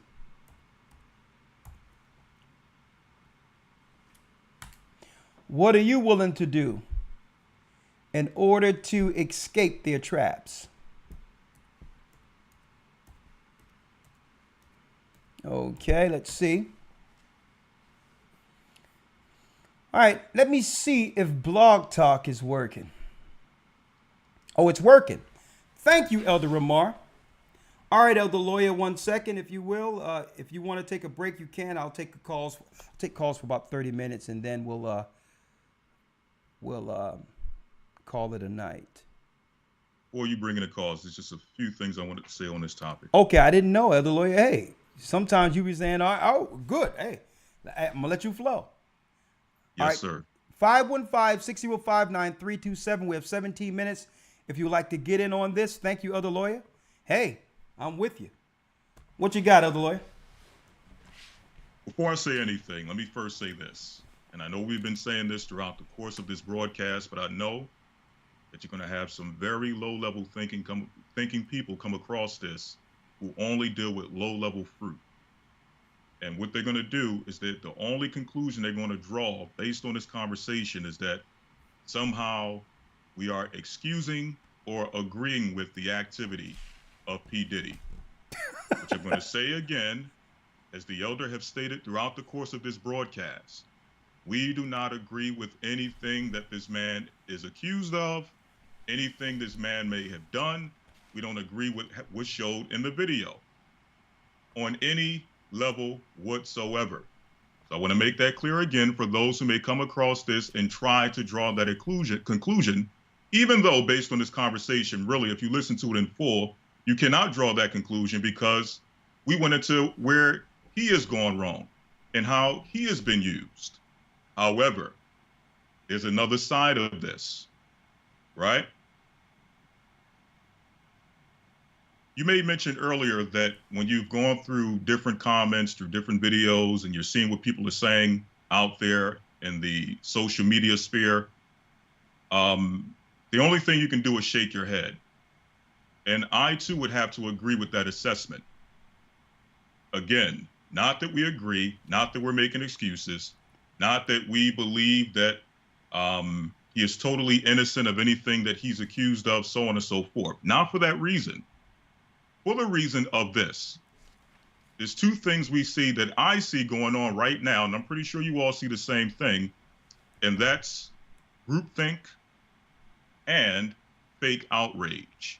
And I'm going to explain what I mean by that in a few moments. But for those of you who may be wondering why when we see this stuff, when we hear this stuff, we don't get tossed to and fro with our emotions.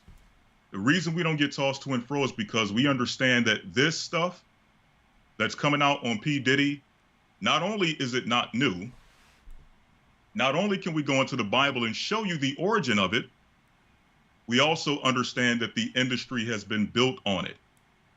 And unless you're going to expose the whole industry, our question is, what are you talking about?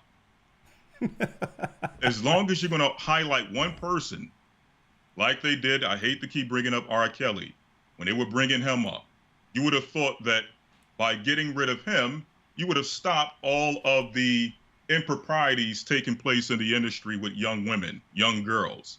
You'd have thought that would have disappeared with getting rid of R. Kelly.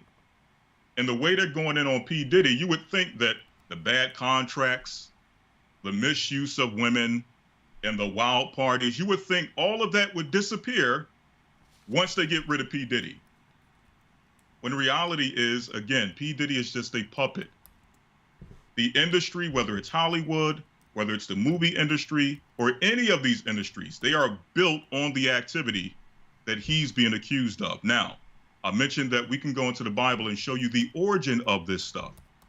I'm going to give a few quick scriptures dealing with this, from the many facets that have been coming out, the many things we've been hearing, from the activity and the parties and all of those different things. We're going to show you, according to the Bible, the origin of this stuff. Okay, what you got? Going to 1 Maccabees chapter 1, verse number 10. Okay, let's grab it. And in doing so, not only are we going to identify the P. Diddy's of the world, and I say the P. Diddy's because we understand that he is not the only one. He is just one puppet of many. Not only are we going to identify P. Diddy and the likes, we're also going to identify the architects, those who create the P. Diddy's and the likes. Going to the book of 1 Maccabees 1 and verse 10. 1 Maccabees 1 and 10. It says here, and there came out of them a wicked root named Antiochus, surnamed Epiphanes, son of Antiochus the king, who had been in hostage at Rome, and he reigned in the 137th year of the kingdom of the Greeks. What is this showing? This is showing Antiochus, who in our time would be one of what you would call the architects, the overseers, Controller. the overlords, Exactly. the controller. Now, what about the P. Diddy's of the world? Well, That's in verse 11. In those days there went out of Israel wicked men, not a wicked man, not one person, but wicked men. Why? Because there's more than one. Just like there was more than one back then, there's more than one now. There went out of Israel wicked men who persuaded many, as Elder stated earlier, how P. Diddy was used to do what? To influence, to persuade a certain lifestyle, a certain death style, which would lead to the destruction and the detriment of our people. And as long as he did that, he was okay with the architects. He was okay with the overlords. He was okay with the overseer. It goes on to say, he persuaded many, saying, let us go and make a covenant with the heathen. And that's exactly what P. Diddy did. He made a covenant, he made an agreement, he signed a contract with the heathen. For since we departed from them, we have had much sorrow. So this device pleased them well. Then certain of the people were so forward herein that they went to the king, who gave them license to do after the ordinances of the heathen. What is this showing you? That none of these guys, the P. Diddy's and the likes, none of these guys do what they do without license. None of these guys do what they do without first being allowed. Someone allowed them to do the activity. Someone allowed P. Diddy to do what he did for many years. And like I said earlier, none of this stuff is, we're not really hearing anything new that we have not heard over the years concerning P. Diddy. Which leads me to the comment about the fake outrage, as if everyone now is upset, they're shocked, they're clutching their pearls, having a heart attack because of what they're hearing. That's crap. We've been hearing, this stuff is not new. So all of this stuff that people, this whole game people are playing as if they're so shocked now. It's a game. It's just that. It's a joke. Okay? So reading on. I'm sorry, go ahead. Elder Lawya, I'm going to let you read on, right? But also check this out. You have the girl from Philadelphia, the singer. Jaguar, right. Jaguar, yeah. She from off Ridge Avenue. And you know what? She's throwing all types of bombs, right? But she continually throw Clive Davis' name as the one who created P. Diddy. She keeps saying this, right? Allegedly. Mm-hmm. Where is the media attention and the outrage towards him? At all. And that's an instance of what you were just bringing forth, that they're given license, but the people who they go to get the contracts to get put on, no one is holding them to the task or bringing them into the front of the congregation. Why? Exactly. But go on, Elder Rawchaa. Yes, sir. Moving on to the next point, because speaking about those who give the license, those who give allowance, the architects, everyone has been talking about P. Diddy and his parties and the wild things that go on in the parties, again, as if he created those types of parties. We're going to show you, according to the Bible, where those types of parties originated and who was involved with those types of parties. You're going to find out that it's the forefathers of the same people who are over the media who are now kicking his back in. Going to the book of 2 Maccabees 7. Let's see how they party, since everyone want to talk about the P. Diddy parties. Let's see how they get down. Let's see how they party. 2 Maccabees 7. 2 Maccabees 7 and 1. And everything, I'm not going to read the whole thing, but everything we're about to read is taking place at a party. 2 Maccabees 7 and 1 says, and it came to pass also that 7 brethren with their mother were taken and compelled by the king against the law to taste swine's flesh, and were tormented with scourges and whips. So this was their entertainment at a what? A party. Since everybody want to talk about wild parties and all what takes place. Again, we don't agree with any of it, but we have to ask the question, where did he get it from? Where did he learn it from? It says here in verse number 2, but one of them spake first, said, What wouldest thou ask or learn of us? We are ready to die, rather than to transgress the laws of our fathers. Then the king, being enraged, commanded pans and cauldrons to be made hot, which forthwith being heated, he commanded to cut out the tongue of him that spake first, and to cut off the utmost parts of his body, the rest of his brethren and his mother looking on. So again, this was entertainment at a party for the heathen.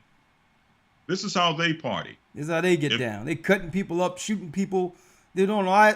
There's some girl was found outside of the palace when the Queen of England was living. There was some girl who found outside the palace after a party that night that no one talked about. Story went away.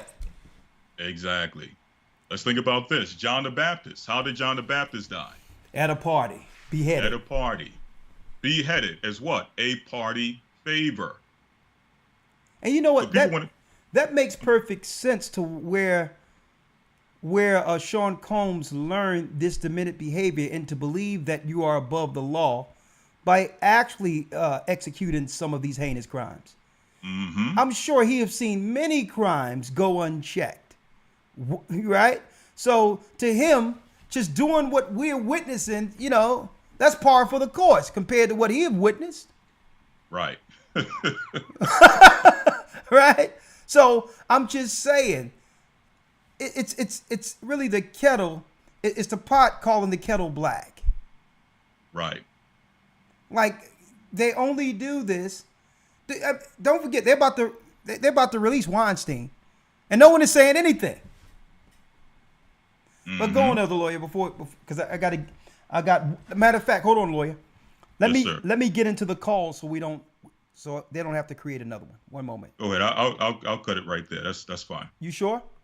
Yes, sir. That's fine. All right. One second. I will only say this. The only thing we're asking is Matthew 7:1 says, "Judge not that ye be not judged.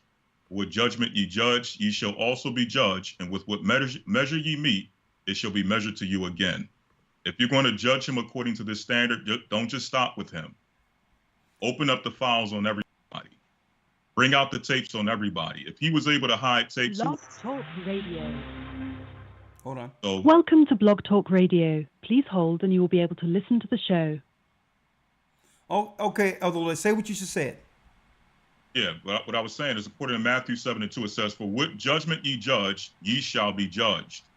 And with what measure ye mete it, it shall be meted to you again." The only thing we're asking you to do is not to forbid him from having to do any time for any crimes he may have committed. That's not what we're saying. What we're saying is that if you're going to judge him according to this standard, don't just stop with him. Open up the files on everybody. Open up the tapes on everybody. If he was able to purchase tapes or have tapes hidden from the public view, who else has tapes that are hidden from the public view that need to be seen, that need to be judged? Yeah. Don't just stop with them. Yeah, So if you're going to... That's the thing we're asking. And that's right, Lawyer. If you're going to burn it down, let's not start and stop with P. Diddy. Right. If it's that heinous, burn it all down. Expose all of them. Everyone that have been to the parties, everyone who have been victimized, even those that are above him. Okay, we're talking about the owner of Universal and all these others who have also been on record to have been in this particular house. Okay, and again, people might get mad because we don't throw anyone under the bus. We show you the evil. We show you the spirit of what happens when children are abused. But no one is getting in front of these boys that are getting abused that can be utilized as the next P. Diddy. Right. When are we going to connect those dots and see there's a certain profile they use? And it's usually compromised boys. When are we going to protect our boys from getting assailed by adults?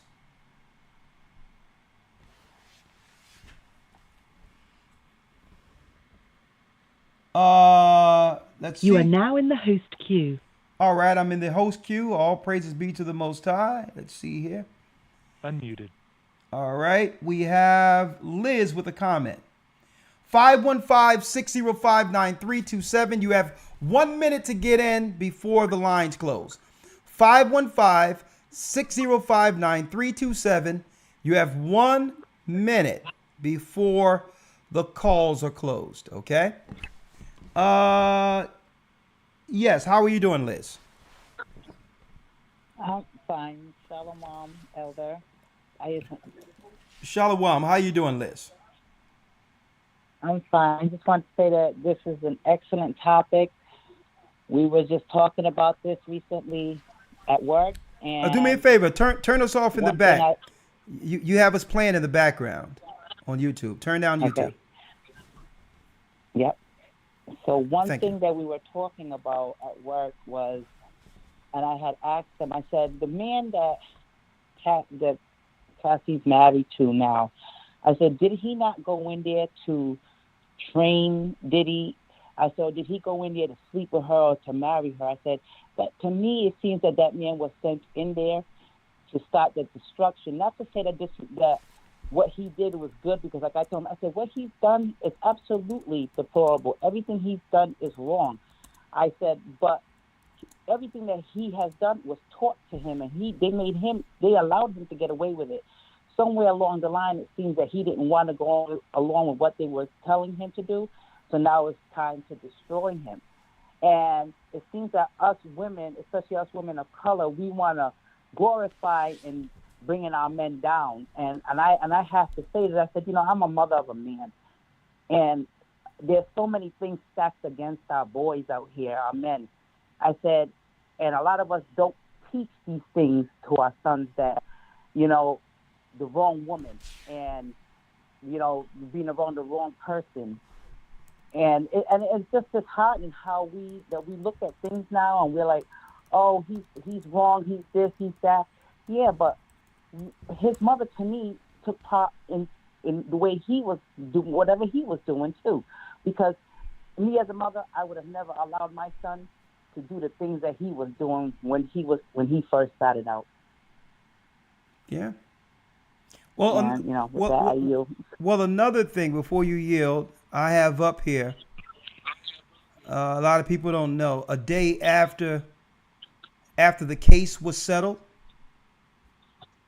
Well, let me show you something. The day after the case was settled, he settled that case quick, that $30 million. I'm sure he didn't know that hallway thing was going to come out after that, but the day after he paid the money, whatever it was, I know they initially asked for $30 million.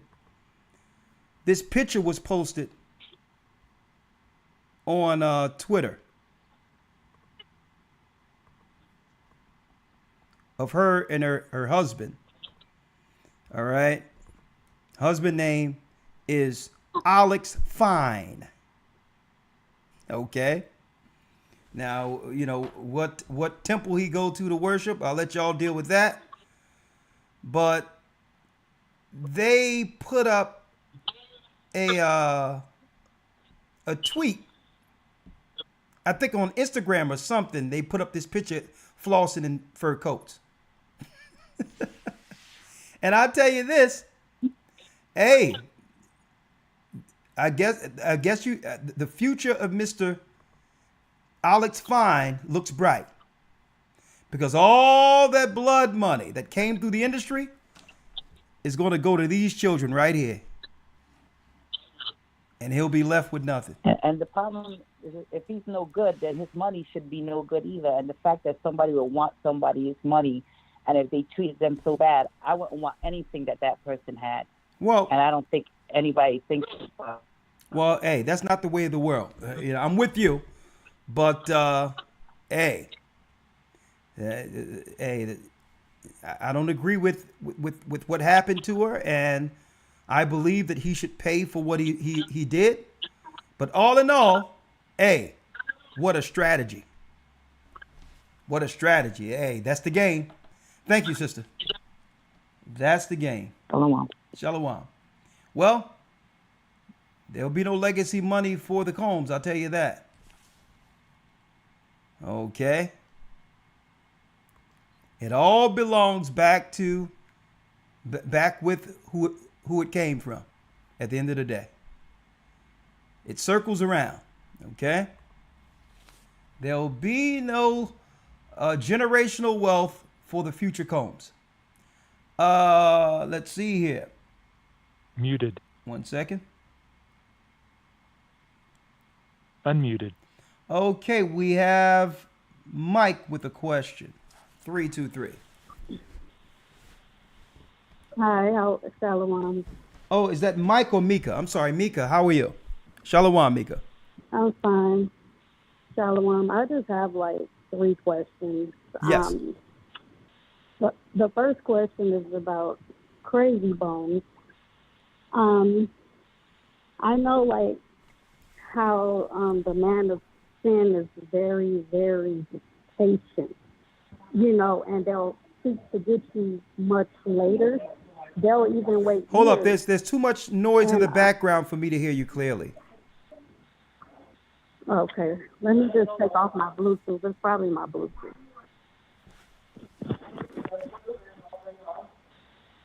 It sounds as if is YouTube playing in the background? No. Okay, it sounds like a TV or something. But go on. All right, go on. Yeah, they have a radio on. Crazy Bone was just deathly ill. He barely made it alive. I think he had like some type of disease in his blood. Do you think like that could have something to do with it? I don't know. I just know that a lot of people went out under weird circumstances, under suspicious circumstances. From what happened with Al B. Shore, who almost lost his life, who was connected there. Heavy D, who lost his life earlier, who had that connection with Bad Boy and others and other companies. So who knows? And the business is evil in of itself. But I got to put you on hold since there's too much noise in the background. I'm sorry. Okay. Shalom. All right. Shalom. 469 area code.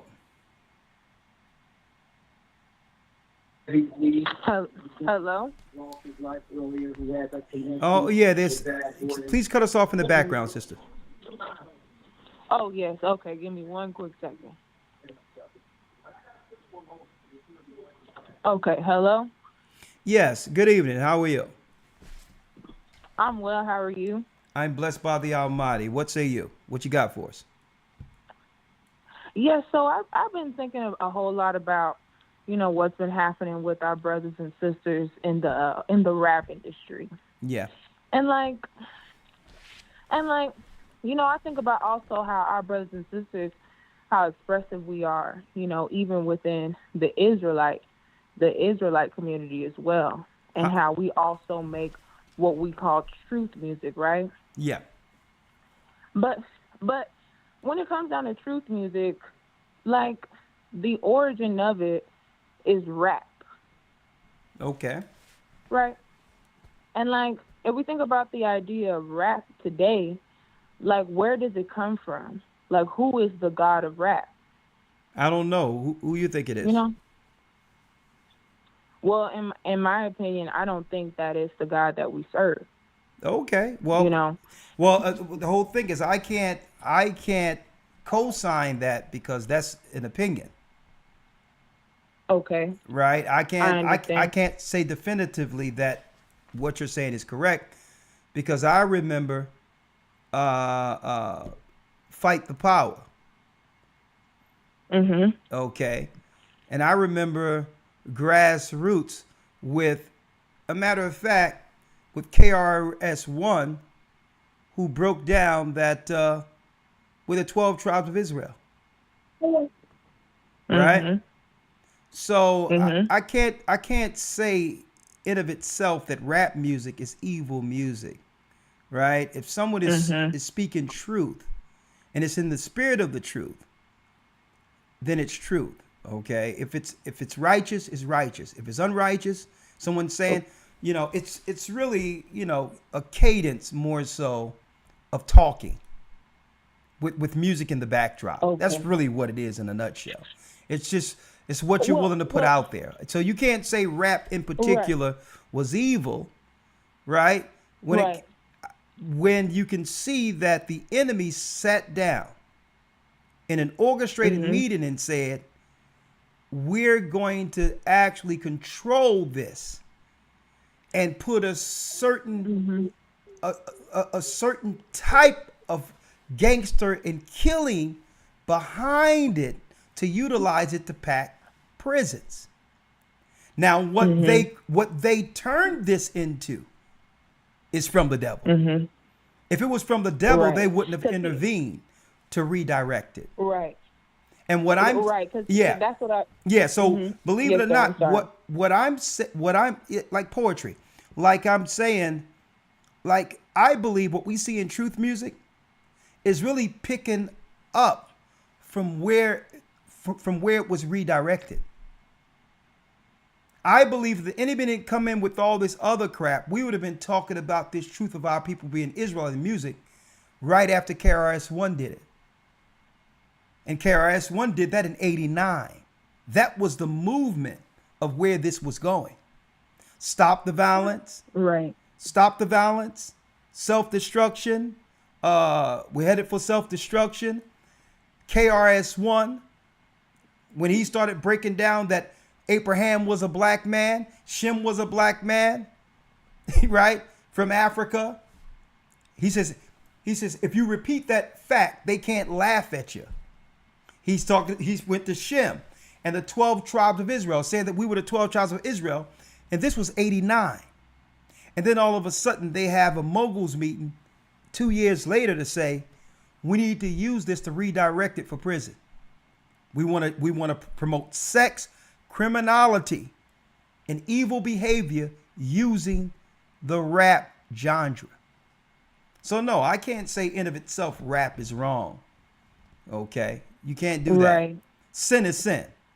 Right? So it's too ambiguous. Right. Now, understand. and you know, there's some people that have different tastes when it comes to music. And I'm one who have done music all my life, can find some appreciation in all of it. Right? Kendrick Lamar is something different. All right? The way he put words together and how he expresses himself and what's in his mind. That's what I'm saying. So I can't, it's what you're willing to use your gift for. That comes down to whether or not it's from the Most High or the devil. It's dependent on who you're willing to use it for. Okay? Yes, sir. Yes, sir. Yes, I definitely understand that. And I guess I wasn't really trying to get at rap being bad. I was really just thinking about the image of rap. Yeah. And the minds of people when they see, idols rapping, and the beats, them getting in tune with the vibration, even if it was truth music or not. I'm with you, but you can say the same thing when it comes to singers. I can show you some. I mean, have you ever seen punk rock? That song is straight I'm not from familiar. No, yeah. The old rock. You said punk rock? Punk rock. Oh, yeah, absolutely. Yeah, We're talking about instruments and singers like they crawled out of hell. Okay?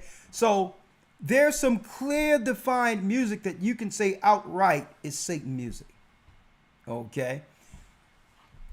There's some songs out there, singers. Right. There's singing music that we can say, well, okay, these songs are nice.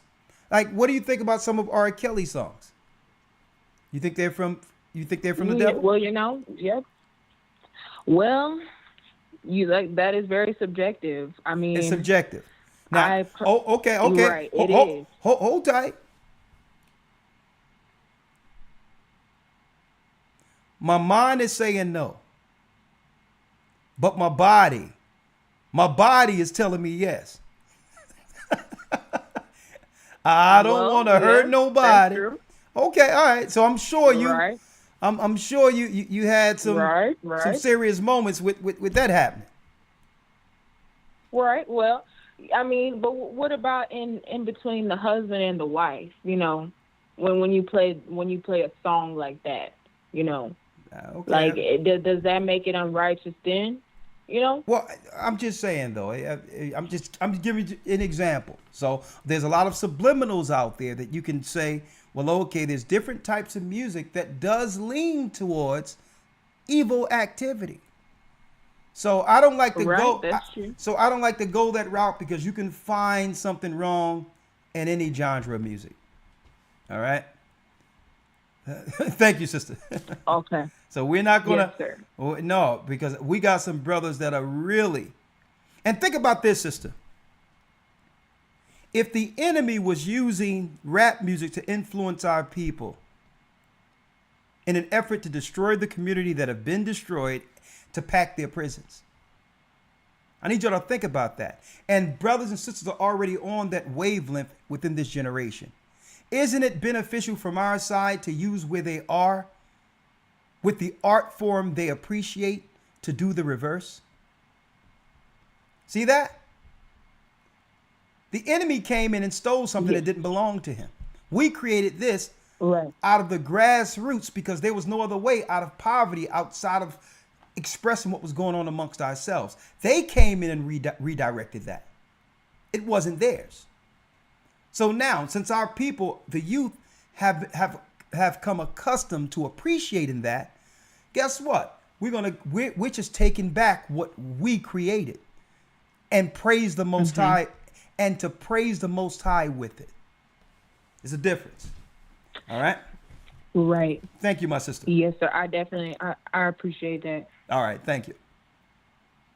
Okay. 609 area code.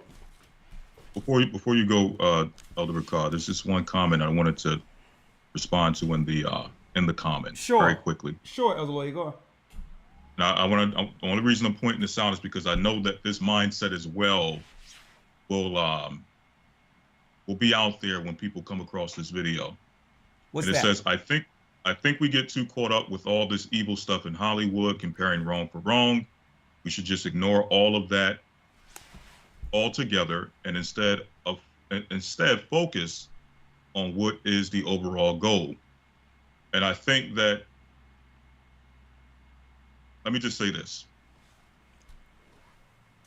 P. Diddy is just the tool that we're using to convey an overall message of how the media is used to take a person who one day was their darling, person who they once used and knew they were dealing with all types of things.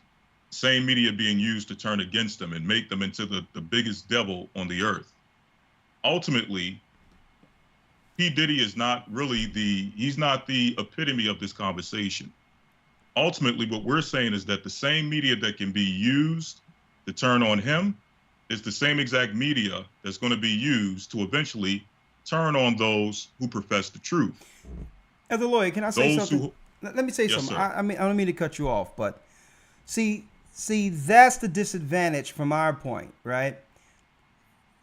These are people who have come in later, who are hearing the tail end of something without viewing the whole context of the video. If I would have just came in a couple of seconds ago and heard what we were talking about, I would have believed the same thing. Let me put that out there. Right. Okay, so the whole thing is this. If you were to look back at this video, which is over 3 hours long probably by now, you'll see we went all through the scriptures on this. The Bible was throughout the whole broadcast, right? Hold on, let me. The Bible was set as a teaching tool in instances all through this particular broadcast. So to know how not to fall by the wiles of the devil is really the context and how they will calculate. Listen to me. How they will sit and calculate using the business to get our people in prison. And then Christ said in Revelation, behold, the devil shall cast some of you into prison. So what we was doing is tying all of it together to give you a heavenly understanding, a biblical view of what most people are ignoring in this. So if you think we're having the conversation that everyone else is talking about, that means you came in late without getting the full understanding of this particular broadcast. And guess what? We have to talk about it. We have to talk about the music. Why? Because it tells you Lucifer's first position in the heavens. How he was a great musician, a great singer, and how that influence impacts this earth today. So what you might not think is relevant according to scriptures, others might think differently. We may have someone here, a young brother or sister who's looking to get into the game, who's about to sign contracts. You don't know the conversations we have behind closed doors. Who, you don't know how many emails and phone calls I received, like Elder. It was like y'all was speaking to me that day because I was about to do the very same thing y'all was talking about, and it could have meant my life. So again, my suggestion is look at the video from the beginning before drawing conclusions. Because if we can use a hot button topic to bring something to light and bring our people to the Almighty, then guess what? That's what fishermen do. Christ says he's going to make us fishers of men. Well, what better way to do it than to use what the enemy would use to demonize and to destroy, and use it as a tool to highlight or put a spotlight on the whole satanic board, on the whole thing. So I hope you understand that. And if you don't understand it, it's okay if you just came in. Okay? There's nothing but scriptures and teaching tools. I mean, teaching and high level information through the scriptures for wisdom that came out of this particular broadcast. And again, believe it or not, the music business, the corporations, it's all of that is a religious attack against God's people and those who believe in Christ. It's a religion. Even though they utilize their power in corporations, you have to see where they worship from. They take those sentiments that they learn within those temples and put it in industry. So it's a religious attack, and our people don't even realize it. Okay? P. Diddy and all these people were pulled into a religion, a religious ritual that Satan used indirectly to attack the youth.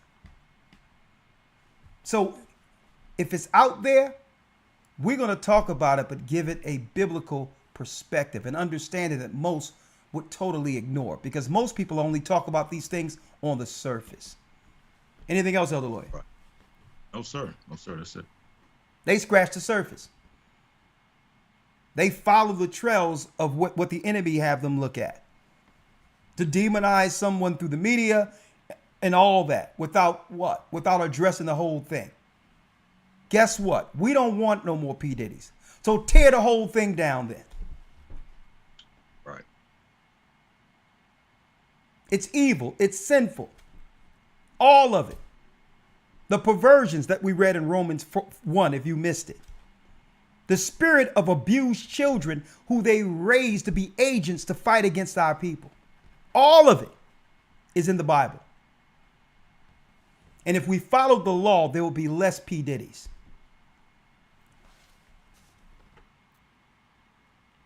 Okay. Latoya? Shalom. Yes, Latoya, no A. Latoya, how are you? Greetings, brother. Greetings. I'm blessed by the best, and his name is Ahaya. All right now. Okay. I've been listening to the program, and I noticed that you give reference to KRS-One, and if it's safe to say, I'm a big fan of his. Went to a couple of his concerts. Still have the cassette tape. And listening to a previous call you had taken, and the caller wanted to know where did hip hop originate from, and it compelled me to call because I have a book called The Gospel of Hip Hop, and it's written by KRS-One. And the origin of hip hop is in this book. I didn't finish the book. I'm flipping through it now, noticing some spots that I had highlighted. But my comment was like, because let me speak on that, because I wouldn't endorse the religion of KRS-One, because that's what he turned. He wanted to become a priest over the hip hop church. Okay, so I can distinguish between that particular madness and when KRS-One came out with the knowledge that he was learning from One West, that that Abraham was a black man and all these others. I'm just showing people the trajectory, the spirit the Most High had in the earth, moving us towards him in that art before the enemy came in to redirect it. But go on. I agree. Yeah. And I think that he was trying to, he noticed the negativity of hip hop, but yet he tried to, just use his talent to create, let's say, a religion, because he wrote a book, this book for the temple of hip hop. I'm not trying to plug or anything. Okay, but, I'm familiar with it. Thank you. So, so it's just when you said that they have this talent, these artists, they have this talent and they try to use it for good, but yet it's usually too late, because even this book, I don't know how much or what the sales, how many sales it came about. Apparently it didn't do too much good because of if we look at our culture now, but yet I feel compelled to at least to give him some type of credit of trying to, put some positivity in hip hop to create, quote unquote, a culture. Exactly. Exactly. That's my comment on that. It was going in the right direction. Even really, it wasn't, let me tell you, it wasn't perfected. Yeah. It wasn't all holy, but there was an innocence to it that really reflected, our youth and how we came together to celebrate ourselves, in the inner cities. It wasn't all of this criminality and all that. I mean, even if you look at Run DMC and we talk about My Adidas, right? We were actually, talking about, dressing a certain type of way and all these other things. It wasn't until the enemy came in that he redirected the art into criminality. And it's our people, like Elder Lawya pointed out, who was willing to sacrifice their own people in the future of our communities for a quick bag. And that's the unfortunate part about it. All right, because there was a moral component within the music business in of itself. Right? There was always a moral component. Even if there was class. When you look at Motown, when you look at Philly International. Now, some can say there was always some mob money throughout the business since its inception. Okay. But all in all, there was a class that came with the music before the enemy came in and turned hip hop into gangster rap. Exactly. Yeah. And we've been failing ever since. Yeah. Right. I have to give a mention to MC Light because she was trying to give the women some guidance in her music. Exactly. So yes, there was some class. That's what. Let me tell you. Back then, there would have been no such thing. At that time, there would have been no such artist as Sexy Red, Sukianna, Cardi B. There would have been no such artists because these young women would have been ashamed to be seen like that, to be presented like that. Yeah. They were up against too high a level of class of woman back then. And I was there. We'd be at cookouts, and a woman come dressing like she have no business, and all the girls come together. The women and wives and all that, where they'll shame that woman out of the barbecue. Like I don't know what man you think you coming around dressing looking like that. So it was the other women that used to keep women like that in check. To know that, no, you're not accepted in some circles running around with your behind out. The women that used to Right. shame women like that. So there was no place in Mhm. music where a woman could have been like that. I mean, think about Queen Latifah. She came out as Queen Yeah. Latifah, right? And she came out Right. with straight, kente cloth, a crown on her head. You know what I mean? Yeah. She was operating in the spirit of Didn't wear a a skirt, feminine but she was woman. nice in her pantsuit. Yeah. Mhm. So no, even though she had an inclination towards the same and all that, as we found out later, all in all, she knew she knew she had to keep that with herself, because there was shame amongst our community at that time. There was shame.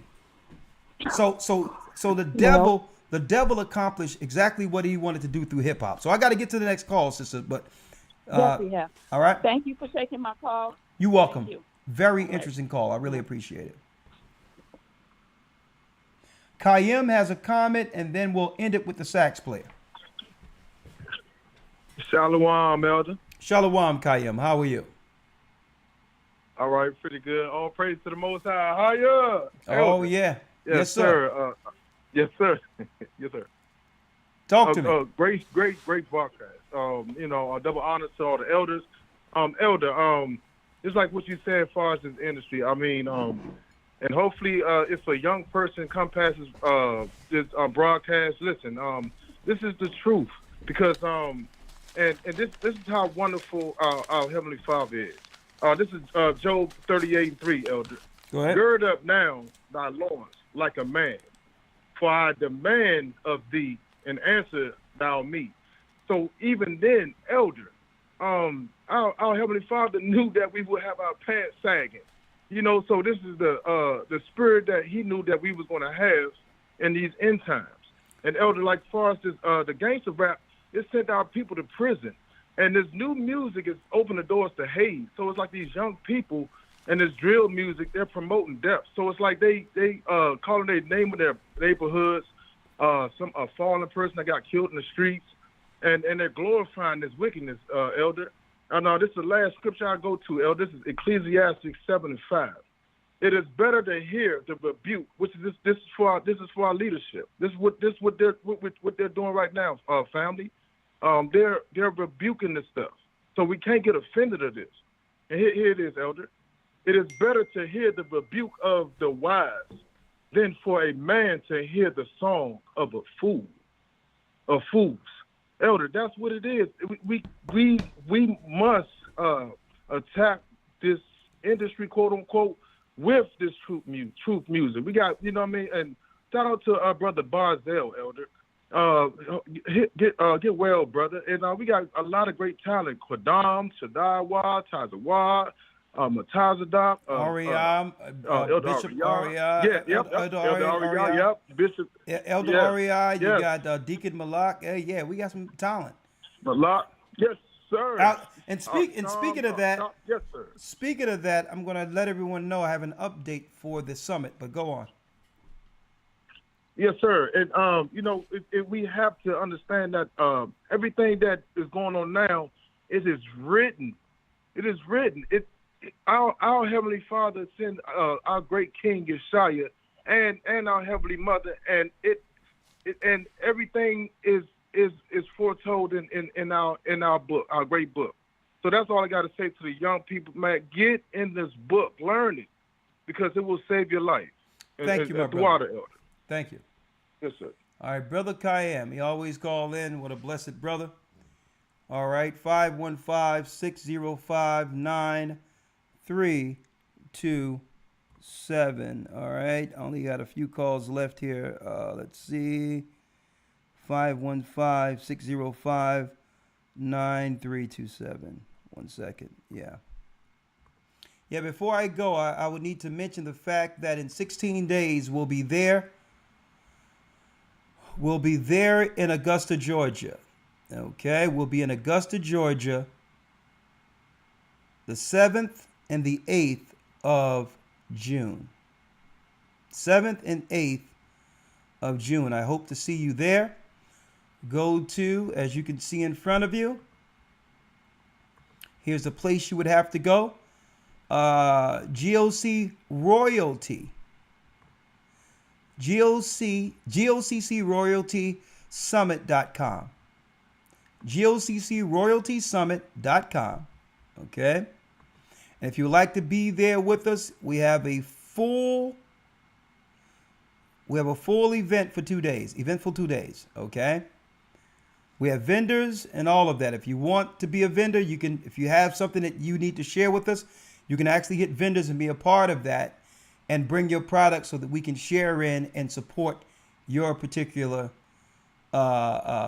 enterprise, whatever that might be. So you can be a vendor if you would like. For the event, we're going to have a health symposium the first day.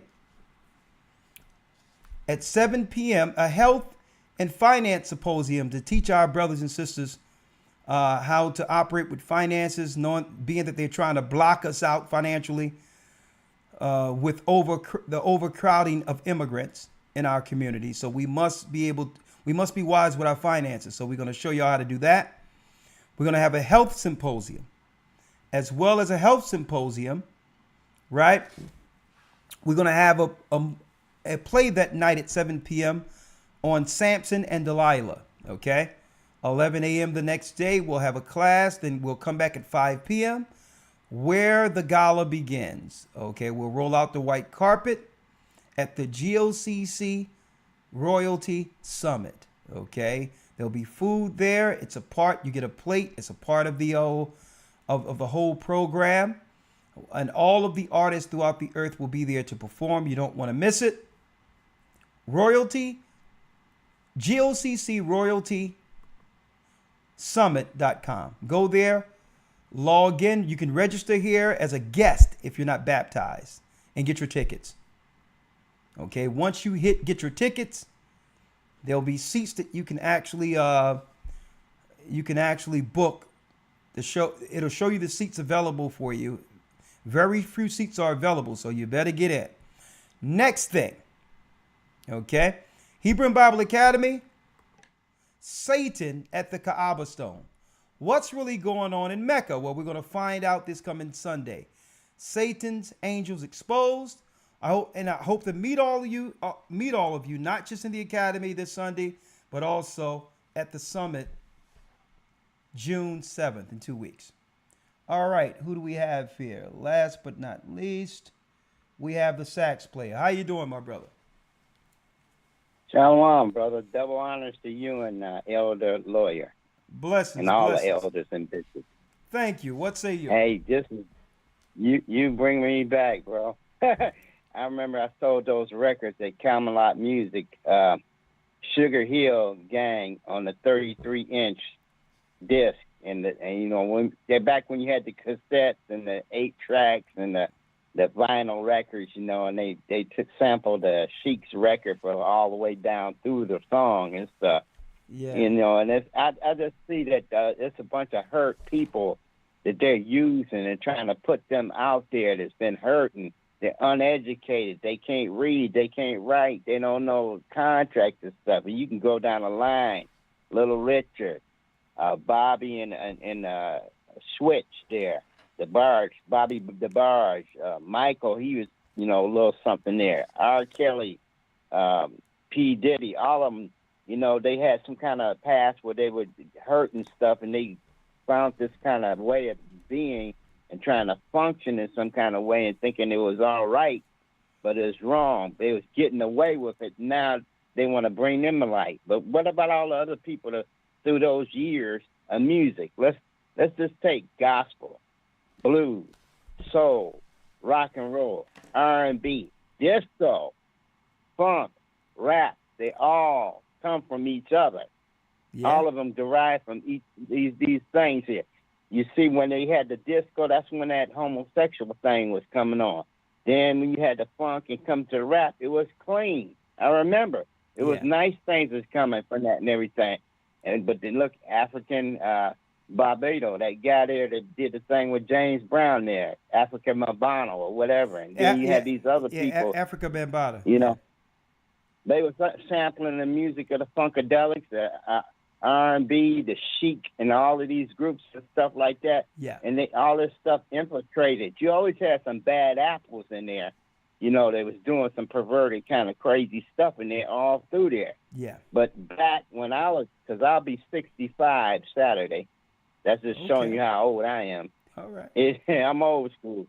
I remember the music when it's clean. You know what I mean? That R&B, that Sam Cooke come from the church. Marvin Gaye comes from the church. Aretha Franklin come from the church. Whitney Houston come from the church. All these artists. The brother that died in the airplane accident there. His band I used to play with in the barricades there. What's his name there? Sitting on the dock of the bay. Him too. He come from the church. Little Richard came from the church. Yeah, beautiful brother. Little Richard, James Brown. All these people come from the church. They just changed the word.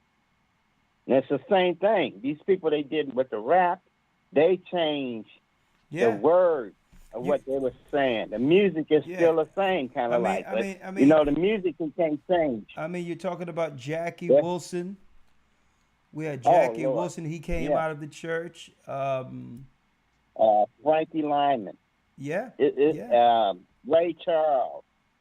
All of these artists, beautiful artists, music, you know, and you can see it. You know, the musical notes don't change it. It's what you're saying, how you frame it, and what you're trying to talk about.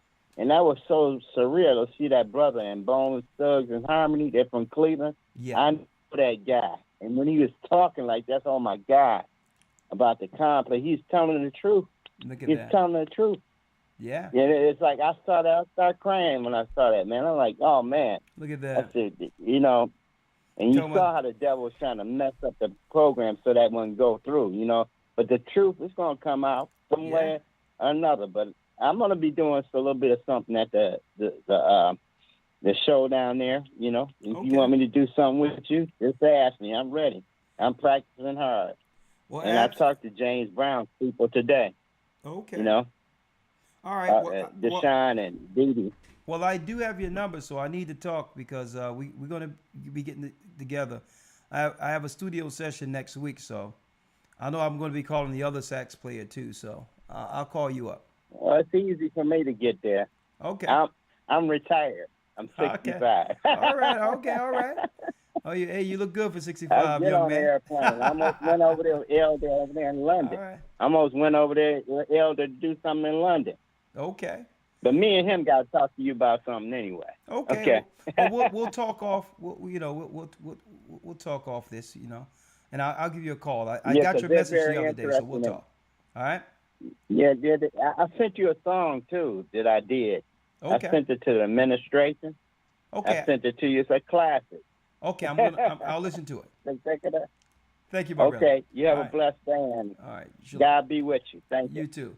Shalom. Shalom. All right, that concludes our broadcast for today. And again, see, the devil can't create anything. He can just Thank you for using Blog he Talk can sit Radio. on the side Goodbye. and really exploit the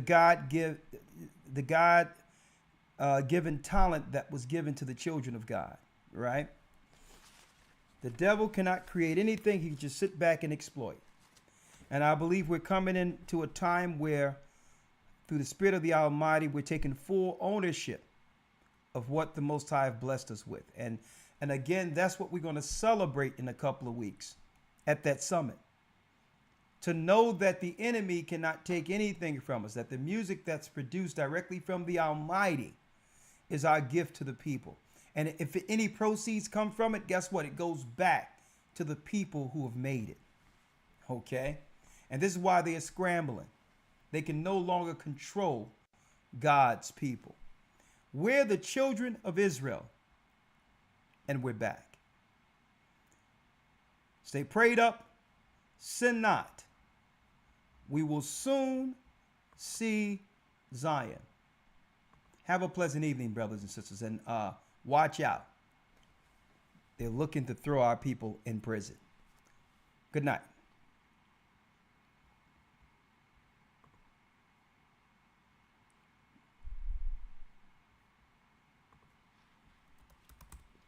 I'll send you off with a song. Blessings.